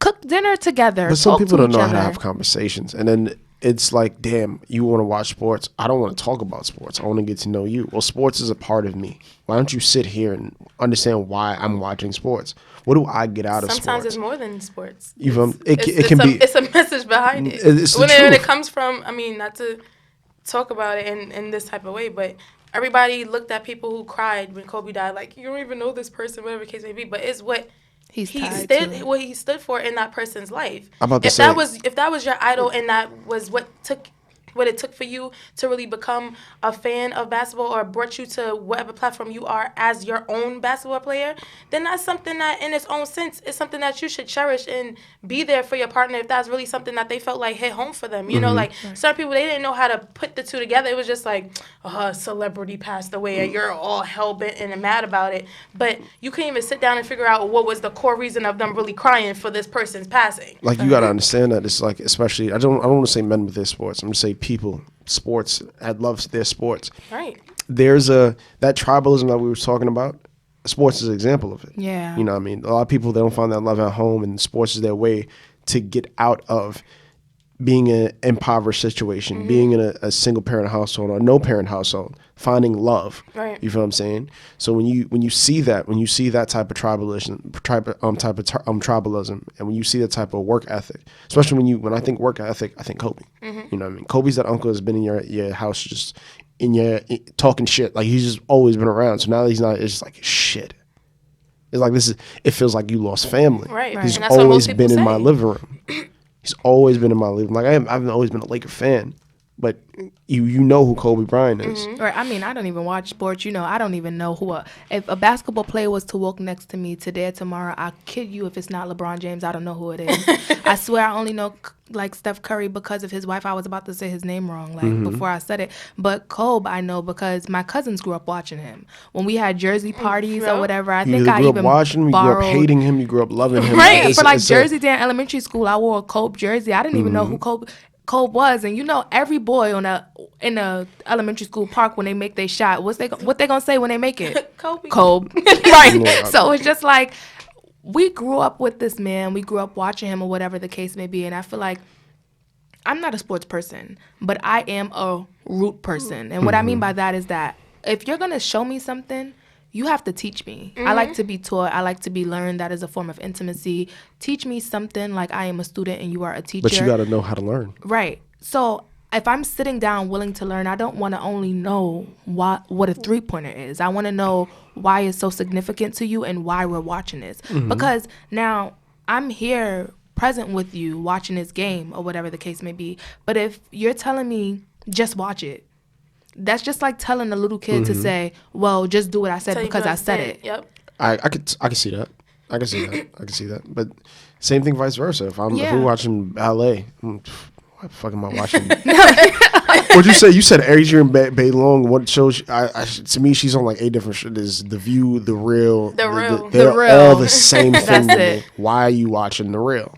No, it's on Instagram. But but I'm saying it's like I'm fucking weak. I don't watch She's TV. stupid. No, but I'm I don't saying, either, but it's just like honestly. when you come into your girl's room and she's watching Wendy Williams and all this, it's like, why are you watching this? I'm not saying you do, but I'm just saying it's like, oh man, I don't want to watch this. Right. Why are you watching? Like, we don't want to question these things. It's things we don't really want to do, but it's a part of the person. Right. You know what I mean? So figuring out your significant other, I think it's a lot harder than we'd like to admit. Yeah, it's very, very, very hard. I know I spoke earlier about like having like this being the healthiest relationship I've ever had. And it's very hard because whereas I was able to avoid communication lots of times, avoid talking, avoid anything, at this point there's no avoidance or whatever. And I feel like once you get to a stage in your life where you're taking accountability for who you are, you're also taking accountability for your actions, whether they're right or wrong. And if I'm being honest, it's very hard for me to admit when I'm wrong. I mean, Rodney can attest to this because we have numerous debates and he'll be like, no. It'll be something that doesn't even make sense. 3 days later, I know it won't make sense. Probably in a moment, I know it won't make sense. But he knows that I'm not going to say that it's not going to make sense or whatever the case may be. So my whole thing is just like, I'm a very stubborn woman. I'm a very stubborn person. I always have been or whatever. But that's because I always felt like I had to fight. I always had to be stubborn. I didn't always have to physically fight, but fight for my beliefs, stand strong in what I thought, what I feel, that's always what I felt like I had to do. So, you know, like being in a relationship now, and it's just like, oh, we have to talk about our feelings, and you have to know where I'm coming from. I have to know where you're coming from. We have to know where everything stems from or whatever. And sometimes it's a little exhausting to me because it's just like, I don't want to. I don't want to do the work. But it takes a lot of work. And then it's just like, when we get to doing the work, now I want to get into the nitty gritty or whatever the case may be. But I can only do the work with someone that is willing to share the nitty gritty. So if you're gonna sit there and ask me why 15,000 times, but I ask you why, and you're not giving me a definitive answer, you're giving me something very vague, then this also is not gonna work or whatever. See, but I think it's not knowing. It's ignorance, but it's also not understanding the strength and vulnerability. Yeah. Like being naked in front of somebody. That's what a lot of people We don't know how to do that. And when we get there, when it happens organically, it's like, fuck, I'm uncomfortable. Not physically naked, y'all. Not physically naked. Yeah, listen, man. No. People do that too easily. Yeah. I'm about to say, I do that to family. To friends. Exactly. I was about to say, you know, like half of my sister friends probably know what I look like already. I'm not really ashamed of that. But emotionally naked is like the hardest thing for me. Like it's very, very hard or whatever. Like I feel like, you know, I've had hardships in friendships with women because of it or whatever. I've had longer lasting relationships with men because of it or whatever. And I feel like it's always up until, I want to say, a few years ago, it was very hard for me to be like emotionally available. Now, all I gotta say is a few words to you. You probably already know I'm somewhere crying or whatever the case may be. But I embrace that now because for a really long time there was like a drought. There was no tears, no cries, no nothing at all. So now at this moment in time, whether I'm crying in front of a stranger, whether I'm crying on my way to work, crying in front of my boyfriend, crying in front of my mother, I don't care if I'm crying about being hungry. I'm going to cry whenever I got to cry. I'm going to feel whatever I have to feel because I feel like for so long there's been an imbalance of emotions for me personally. So whenever I feel like a plethora of emotions, no matter what it is, I'm going to react to it. Because if I don't react to it, then I'm just suppressing it. Now I'm causing something else. Yep. When the truth of the matter is I could have dealt with it right then and there, and then I wouldn't have to have months of trauma, years of trauma from a little situation. No, because for me, because I can comprehend that vulnerability, because I've been chasing how to be one with it for so many years. I think it's allowed me to pick friends, because I know what it looks like. I know what so when people show it, it's like, all right, I can leave my fidelity, my loyalty to this person. You know what I mean? I don't have to worry about this person, because I'm the type of nigga, I'll tell you guys everything. I don't care what you do with it. Like, I don't care if you tell your friends. Like, it's not gonna stop me from being me. You feel what I'm saying? But knowing that you don't even have it in you in your head to be like, yo, I gotta put out his business with this person because he got me mad this day or what. I don't worry about that, and I shouldn't have to. Yeah. You feel what I'm saying? So it's allowed picking friendships that much easier. But that's another thing. Why is it so hard for you guys to pick friends in the same gender? It's hard for me. I think, unfortunately, friendships aren't always looked at as friendships. In the beginning, it seems like, okay, we share a commonality in this. She seems cool. But, like, in the back of people's minds, it's still competition. Okay. So it's like we can come together because we're doing the same thing. Or, like the saying goes, everybody wants you to do good, but never better than them. Mm-hmm. So in the female society, it's more so like, I don't know how it came to be that way, but you have those friends that will be by your side until it's not feasible for them anymore. Mm-hmm. Or you have the person who admires everything that you have, but in the same stead, because their life is not going the way they want it to go, they're not as loyal as they were to you beforehand. Mm-hmm. So it's like knowing that it's okay to sometimes be alone even. Mm-hmm. Be by yourself sometimes. And know that to make a friendship work, you have to know where you stand in your life. Because sometimes you may really want what's best for the friends and the people around you, but because you're combating so many demons in your own world, that it's spewing out into your friendships and is becoming toxic. Mm-hmm. And people don't know how to handle that and deal with that. So I don't know, because of it being taught that way, you will hear a lot of females say, this is why I can't have female friends. This is why I'd rather have guy friends, because they don't judge you for this and that, whatever. But again, in some way, somehow, female friendships have turned into competitions rather than camaraderie and holding each other accountable, but seeing it as love and not hate. So it's strange. To me, I've never had issues having friends. I guess that also, again, comes from my background and my family. We've always showed forth love first. So if anything, I want nothing but the utmost best for anybody that enters my life. So whether you do anything else with that is on you, because I know what my genuine feeling was towards what I felt for the person in the friendship, you know. You about to say something? I'm listening. I agree with what Dawn said, but I feel like for a lot of women, we create trauma bonds. So a lot of times, women aren't really good at making quality friendships because they're built on having similarity in trauma. Once the trauma is over, once you have healed from that, the friendship is no longer needed, because your friend may still be suffering from that trauma, but you've elevated and are now in a different space. You're not suffering from that. It's like, damn, you So negative. you're in I gotta get different away places. from that. Right. Or whatever the case may be. So I feel like a lot of times, because women are bonding over trauma, two things either happen. They either stay in that traumatic place, always expressing, the fact that they've been through traumas, playing within the victimhood, or whatever the case may be, never really like elevating or healing from anything together.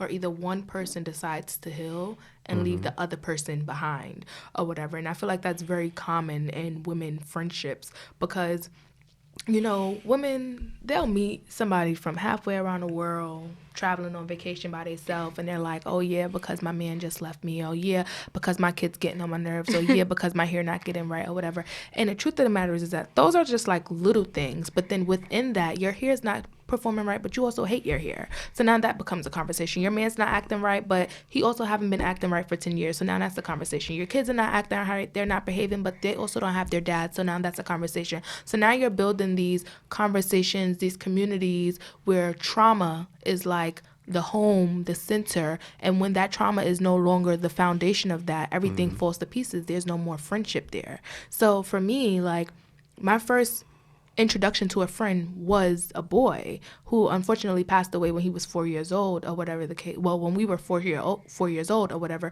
But my first introduction to friendship was a boy. So then it's just like I grew up and I had female friends, and we would hang out and we would play or whatever. And then there were aspects of competition, but then I got to middle school and I was friends with girls, or whatever the case may be, for a really long time, for like over 10 plus years or whatever. And then, it got to a point where I made the decision to like step out of the friendship, which eventually, I went back to like I think I went back to, one of the girls who I wasn't speaking to, and like took accountability, apologized in regards to like how I left the friendship, because I'm still cordial with everyone. I still speak to everyone, or whatever the case may be. I have no malice in my heart. But the truth of the matter is that, again, I feel like different things happen in the process of like female friendships, whereas male friendships are born out of suppression, because men, again, do not have as much emotional intelligence as women. They're not taught a lot of emotional intelligence. So a lot of times they spin it suppressing emotions in sports and arts and different things, or whatever the case may be. So this friendship is festered in suppressing emotions. So when you get soft, it's just like, I'm not dealing with that motherfucker. He too soft. He crying. He this, he that. Man, you need to man up. You need to this, you need to that. They feel like you're being too emotional. They stop coming around, or whatever. Women is just like, it's okay being in this trauma place, but once you've gotten out of it, I don't know if I can deal with that anymore, or whatever the case may be, which leads into having competition, or, oh, she thinks she's better because she wants a little peace of mind, or whatever the case may be. And I feel like for me, I had a lot of problems with friendship because I didn't know who I was. So I don't know who I am or whatever. And I'm not being 100% open with what I'm dealing with or how I'm feeling, or the fact that I may feel like I'm not included in everything, or like some things I said may hurt my feelings, or, some things I'm just not okay with, or whatever the case may be. And because I'm not open, because I'm not vulnerable, or because I'm just like suppressing how I'm feeling and I'm not being open, it creates an environment where it's just like, well, I don't think that I should be here because it's not comfortable. Like, I don't think that I should be here because I feel like she feels this way, or because I feel like she feels that way, or whatever the case may be. So I feel like there's so many things that happen in a woman's like life with friendships, or whatever the case may be, where as guys like sweep things under the rug so there doesn't seem like there's as much going on as there really is. But there's so many things that happen in like female friendships that it's kind of hard to grasp like what exactly is like the end all be all for women friendships. Like for me now, I try to make, friendships where it's consistent, where people are like showing up, where I know that they're going to be there, whether it's a good time or bad time, where I know that if I am being erratic or I am acting stupid, that they're going to look at me and say, you're being erratic and you're being stupid. They're not going to look at me and say, it's okay, or they're not going to look at me, because I need I need accountability partners. You can't have yes men. Right. I need somebody that's going to take accountability. I need somebody that's going to show up for me, that's going to be there, that's going to be consistent, because that's what friends do. That's how we love each other. So I feel like when it comes to the whole like aspect of female friendships, it comes with however the woman is feeling about herself in that moment and whatever she's personally connecting to. If she's connected to healing, then she finds something healthy. But if she's connected to trauma, then that's what the focus is. Because I feel like being a person that have female relationships, like friends, and I have male friends, and you said suppress. I think we have like this, we polish defense mechanisms emotionally, where you guys know I think everything's funny. I don't know how to turn that off. I literally find everything funny. That's the truth. That is a defense mechanism in itself. But it's the truth. I just literally find everything funny. And then regards of competition, it's just like, if that were to be the case, I would just look at it as like, it's kind of gay. And just, because why are you in competition with me? Why are you watching what I'm doing with my money? Why are you counting my pocket? It's not necessarily competition with you. It's the competition of, no, but I'm saying with I males. see this is what I wanted, and this is what's in the platform of his life. Why can I not be at that stead? You get what I'm saying? But I'm saying from a male perspective, it's their mental that's how competition, not physically, I'm in competition with Rodney right now. No, understood. But it's just like, but that's from a male perspective, that's how you'll see it. Where it's just like, when you guys, and we'll do it. Like, we share traumas. And it will, from our traumas, it will grow into this deep conversation that doesn't have anything to do with our traumas, but that is our basis. Whereas like with men, it won't be that. It won't be that at all. We'll just have conversations about stupid shit or senseless shit. You feel what I'm saying? So it's just like, because me and you are friends, like our relationship is a derivative of the dumb shit we talk about. If I feel a sense of jealousy, it's just like, where's this coming from? Because at the end of the day, like, it's not based on trauma. Right. It's not based on, you went through this, I went through this. Like, damn, you went through this, you made it through that. Men will count they'll count other men's pockets. They'll look and see like, his girl is beautiful, or even say shit like, damn, if he could get her, I could get her. Like, if she with him, like, I could kill. Oh. Men do shit like that. Oh, don't I know it, honey? I'm crying. but that's a thing. But it's because of the separation, it's easier to identify. Because I know my relationship with my male friends is like, if I get some outside of that, it's like, all right, stay away from me. Yeah, like I'm like the female version. Like, I have more male friends than I have female friends or whatever. And it's very interesting because my guy friends, they'll come to me, they want to talk about a girl, they want to talk about how they're feeling, whatever they want to talk about with me or whatever. I just allow it to be a sacred space for you to come and speak, but also know that it's going to be a sacred space. You're going to come and speak. You're not going to be judged. There's nothing but love here, but I am going to hold you accountable, because if you don't know about feelings today, you are going to learn, mister. You will leave the conversation sad, happy, crying, with hugs, whatever you need. But I need for the men in my life to be aware of like emotional intelligence. I can't be around men who are not able to accept vulnerability or able to show vulnerability, because I am learning what vulnerability is. So I need to be around people who is also willing to either step into knowing what that is, or either like assist me in growing in what that is. Because if we don't know what it is, then there's something lacking in our life or whatever. So I feel like for men, it's very easy for them to be like, oh no, that don't bother me, or whatever the case may be, or oh no, this, or whatever the case, or like to laugh. And I'm not gonna lie, I'm guilty of laughing too, because a lot of time, even now, like with the whole everything that's going on in the world, sometimes I just laugh at what's going on, and I'll tell people afterwards. It's just like I'm not. This is not even funny, but Right. I have no other way but to laugh at this, because I just can't even believe that this is going on. But I feel like we still have to like hold men accountable in friendships or whatever the case may be. Women, they're more susceptible to being vulnerable, which can turn into other things in friendships. But with my male friends, I just try to make sure they're very adequate when it comes to emotions. Like if my male friends was to come to me today and ask me about a book, I'm gonna suggest that you read a book on emotional intelligence. Like I brought one of my brothers, because I call all my guy friends my brothers.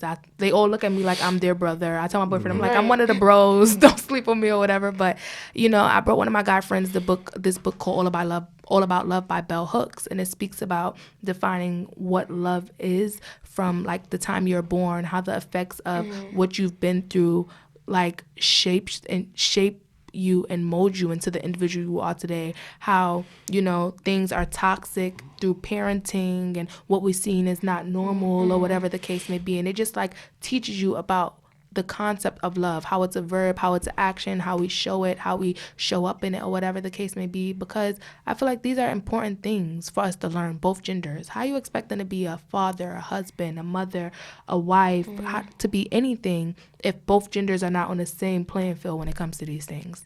That's understood. That's understood. And I want to touch back on female trauma and that vulnerability, because you'll have dudes like, I look at you guys as my sister.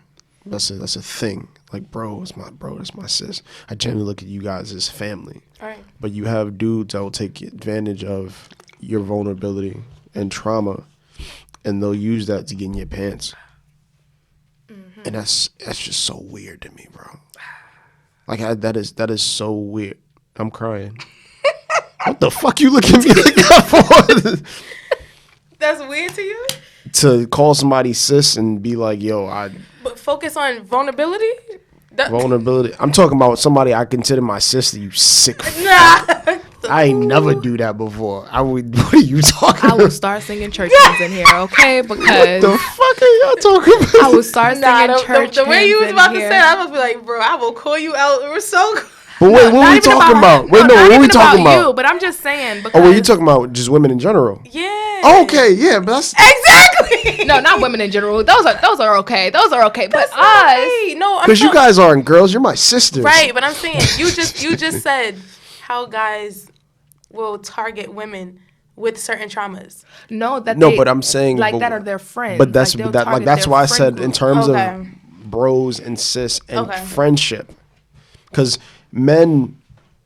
Y'all don't realize, I say this all the time, you guys don't realize how powerful you guys are. You guys don't know what the strength of emotional strength is, emotional comprehension that you guys have. You have a form of it. Like you don't know the strength of it. Naturally, because you guys are the stronger of the gender, we have to, and this is what all oppressors do, we have to manipulate you. That's really how. That's fucked up. It's fucked up, but that's what dudes do. You feel what I'm saying? I think to do it off just not knowing a person, like there's pros and cons to it. I think there's if I'm manipulating conversation, you know what I mean? If I'm making you laugh, if I'm appeasing to an interest you have, that's a form of manipulation. Definitely. You feel what I'm saying?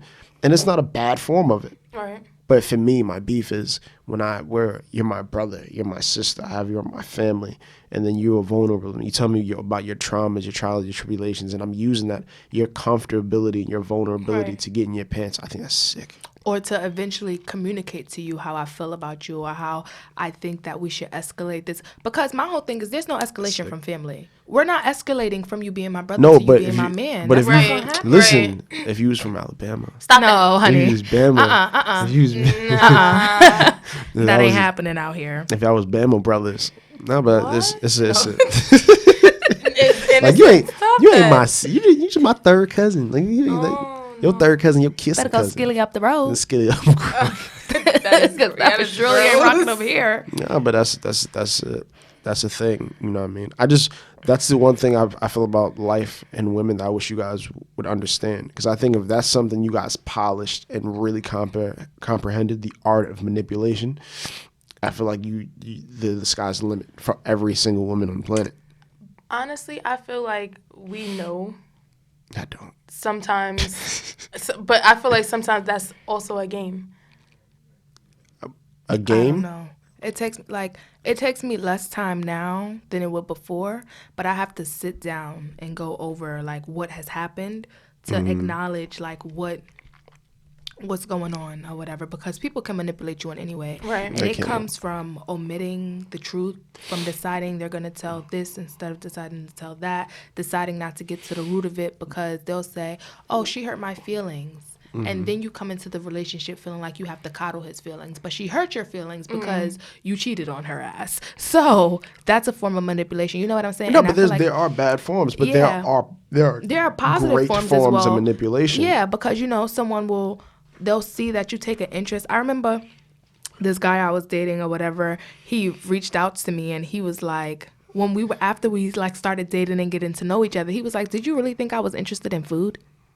Did you really think that I was interested in any of the food that you were talking about? And I'm just like, what? And he's like, duh, I wanted to talk to you. He was like, I didn't give a damn. He was just like, I didn't give a damn about food. He didn't even know how to cook or whatever. And I was just like, you know what I'm saying? But it was like a way to initiate a conversation. We would have never had any interaction if we didn't talk about food or whatever the case may be. So there are some pros and cons when it comes to manipulating situations, but I feel like that's also very scary because now there's a pro to manipulation, but once you realize you've gotten past with your positive manipulation, then all of the underhanded manipulation begins. So then it's just like, when do we draw the line and when are we going to be honest about it? But that's the thing. You guys, you don't put yourselves in a position to understand both sides, because men, we are polished bullshit artists from the time we're young, like especially when you think about relationships.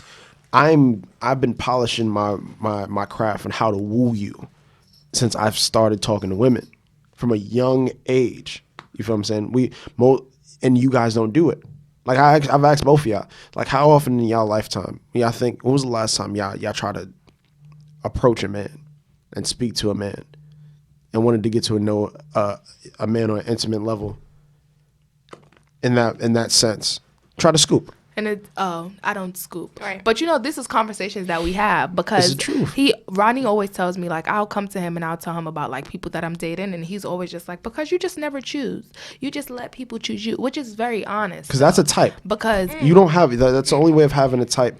If the world has a type for you, you feel what I'm saying? If you're constantly letting people approach you, right. you're not able to tell me what you want. You can't tell me what you want in a man if you can't pick a man for yourself. This is true. This is very true.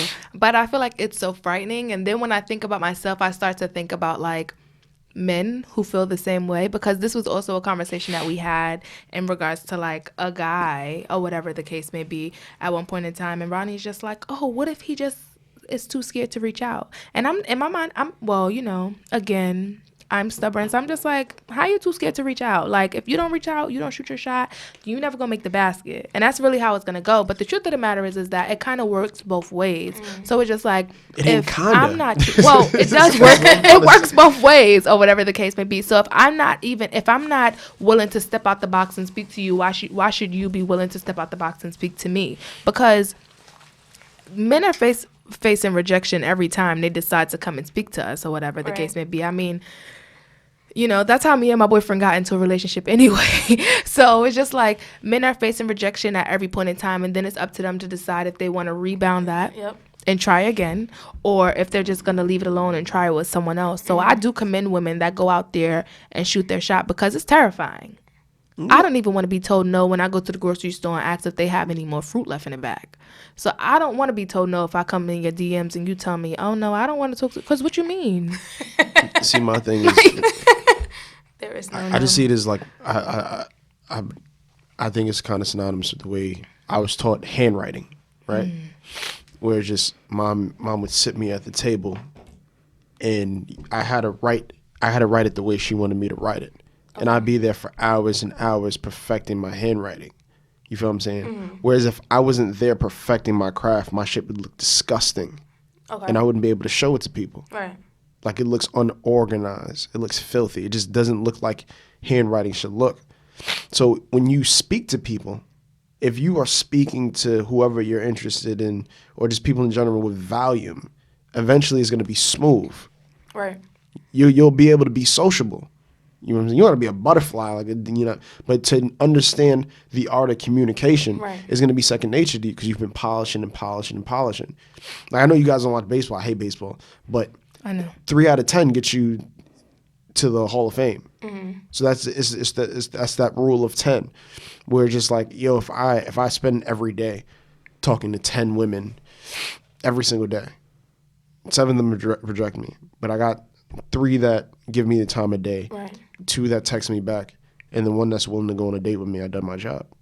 So it's just like, you polish craft, and then after a while, it's easy. I'd be like, oh, he's cute. I'm gonna speak to him. I feel like too, it's the generations and how the further we get into using technology, the further we continue on into our lifestyle, the worse our art of communication and our lack of connection to people continues to devalue and decrease, because everything now is so heavily induced in technology that you come to people in person and it's just like, either you're already supposed to think that they know you because of what they see or what you let them view on social media of you, or as how do you start that conversation?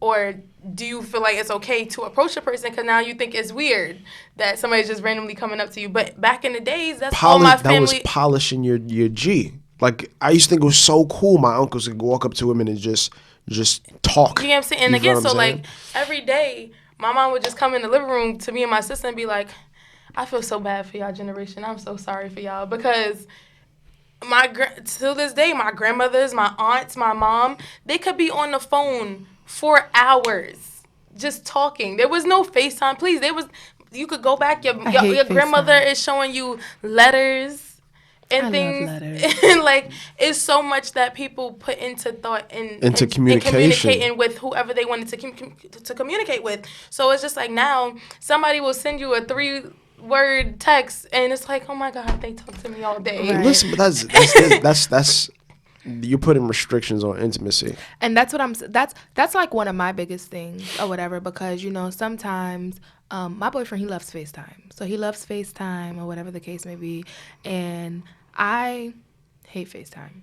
I don't like speaking on the phone. I think at one point in time, the only person I spoke on the phone was Rodney, and I wouldn't even speak on the phone. Because you don't got a choice. I wouldn't even speak. Yeah, literally. I like facial expression. So like, I could be on the phone. I don't mind being on the phone, and I feel like, again, with texting, what I hate is because you can think anything that you want. But I was you just can about read to it get in to any that. type of way and be like, oh my God, did she mean like this? Did she mean like that? I was just you about to can't get to hear that. from a tone. You can't say that when you hear my tone of voice when we on the phone. So like, you for can't me, hide that from a face expression. For me personally, I'm not good. Like, in person, I'm fine. A text message, I am fine. A phone call, I may be fine. But FaceTime, I feel like it's intrusive. You know, like, if we're not sitting in front of each other, having a conversation, creating a connection, or whatever the case may be, FaceTime is intrusive. Because now I'm just walking around with your face on my phone. You want me to be in the camera. There could be people in my background. If I don't have headphones on, then you can hear everything. That's my energy. Everything is being said, I don't like that. or whatever the case may be. And my whole thing is just like, at some point in time, there has to be a willingness to accept the communication that is available. So you don't just subject to like the only communication that's available. You don't only text. You don't only this or whatever the case may be. But I try to tell my boyfriend, like, you have to be flexible. You know what I'm saying? Like, my work schedule is very flexible, and I love writing. But sometimes that's sometimes the only way that I know how to communicate. Okay. So whereas I'm not sitting down writing down a letter, I will sit down and write your ass a 3-paragraph text message with a synopsis and a thesis, carry it on off, and if you need a dissertation to follow up later on, I got you, or whatever the case may be. But that's because, you know, writing is a way that I'm able to communicate sometimes. Okay. That's the only way I'm able to communicate sometimes, because I can't always get my words to formulate the right way. So I feel like when it comes to people, you have to know who they are, and you have to know what the genuine intention is behind them communicating. Because that stems from y'all having open communication See, from but jump. look- Right. Whereas again, a lot of people nowadays, you don't have enough time to formulate that conversation with a person, so you just jump in full stream with what they you just know, ain't what you making the have. time. That's true too. They just ain't No, making but it. that's the thing. This is why I like phone calls. I like the intimacy of phone calls. I like to listen.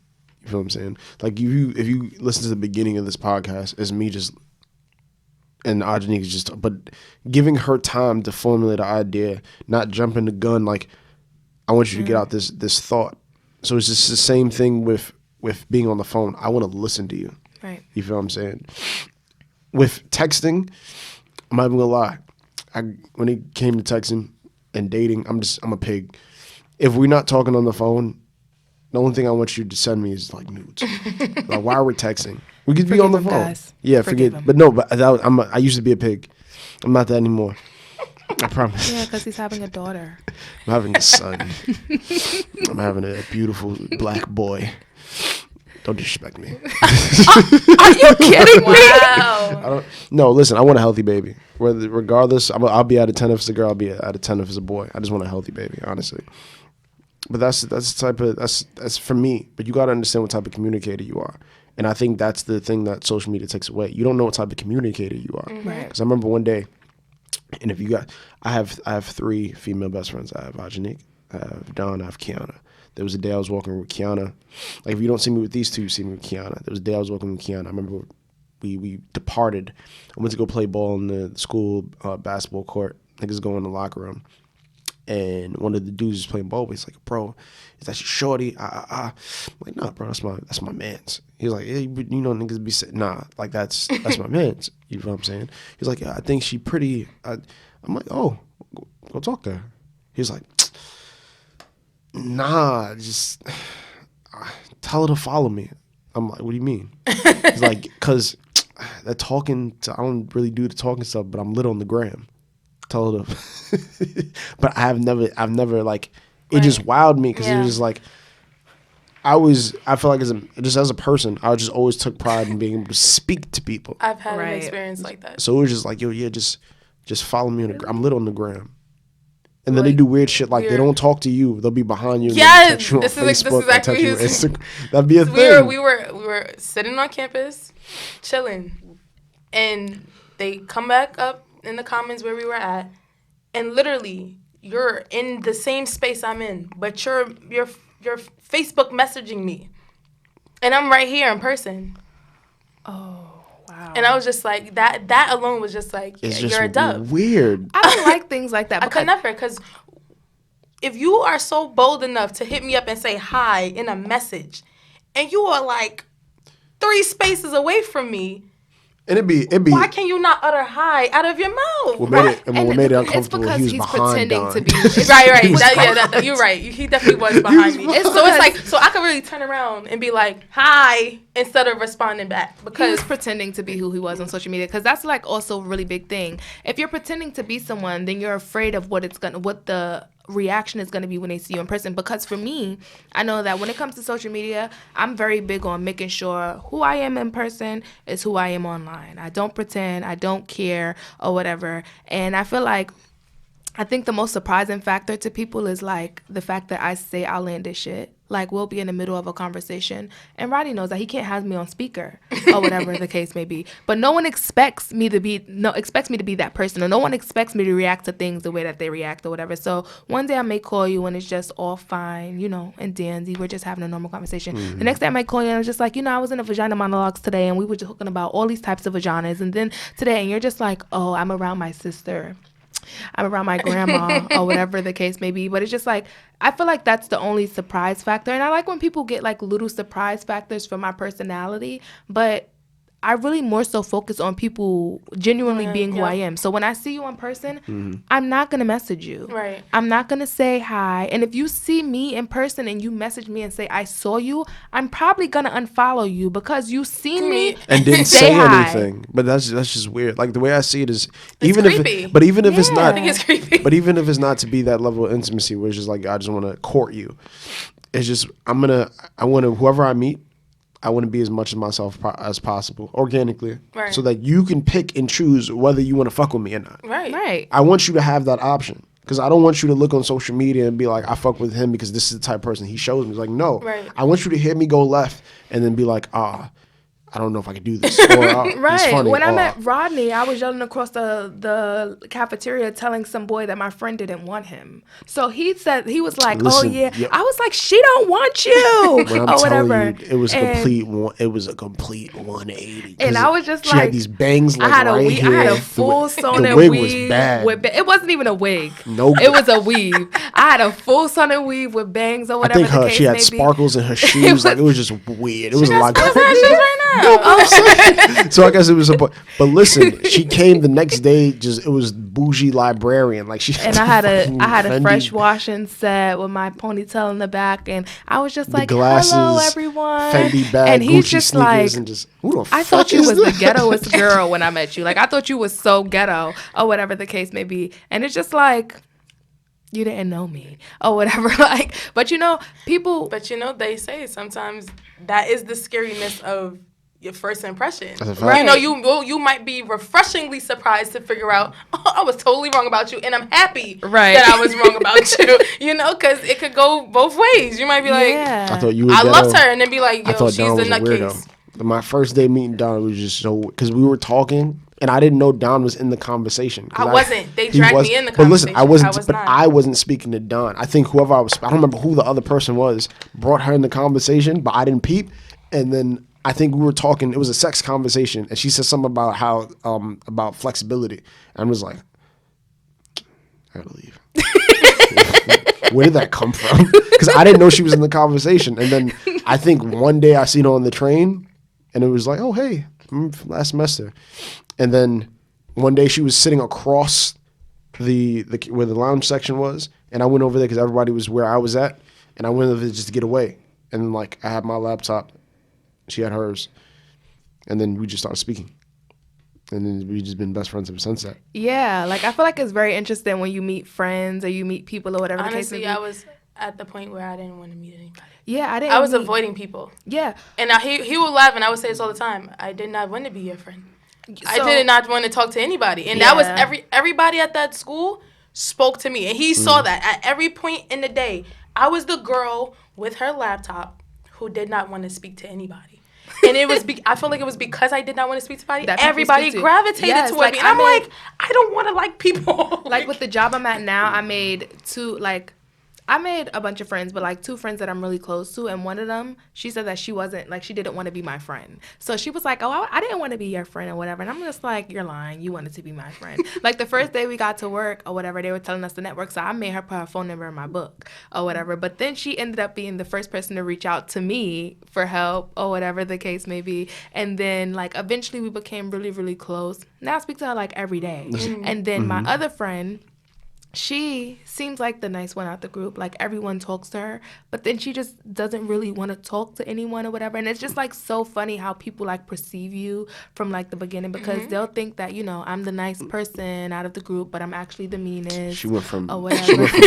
Ghetto fabulous to bougie librarian to the night we became best friends. I can remember the night. She spent 4 hours explaining to me what happened for Color Girls. She spent because I never seen the movie. This is dark as shit. Like 4 hours. So mad. It was. Like, It was. Was that at the time that I hated it, or was that at the time that I liked it? Because now I like it. I don't know, man. It just But made me at one uncomfortable. point, I hated it. All And types of I think I AIDS and hated domestic it. And I was, violence. No, that and movie is very dark. But it's because of that Yeah. conversation. I'll never see it. I don't But want to it's a see it. I don't want to poem. read about it. No, It's a poem.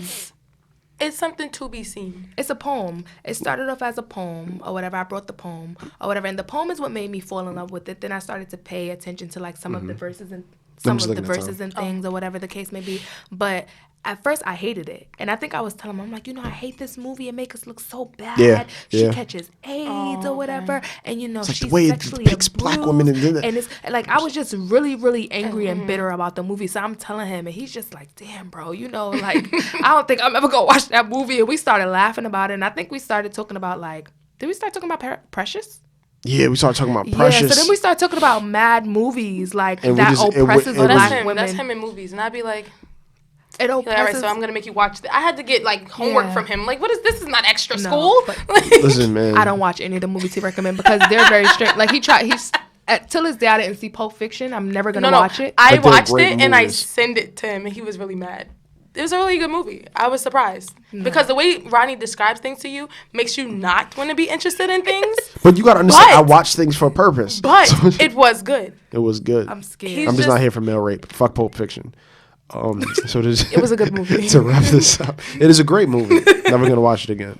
So we gotta wrap this up. So again, guys, thank you for listening to the Pot, the Kettle, and the Boy Maroon. This is God Rod out. Love is love. Peace. Love.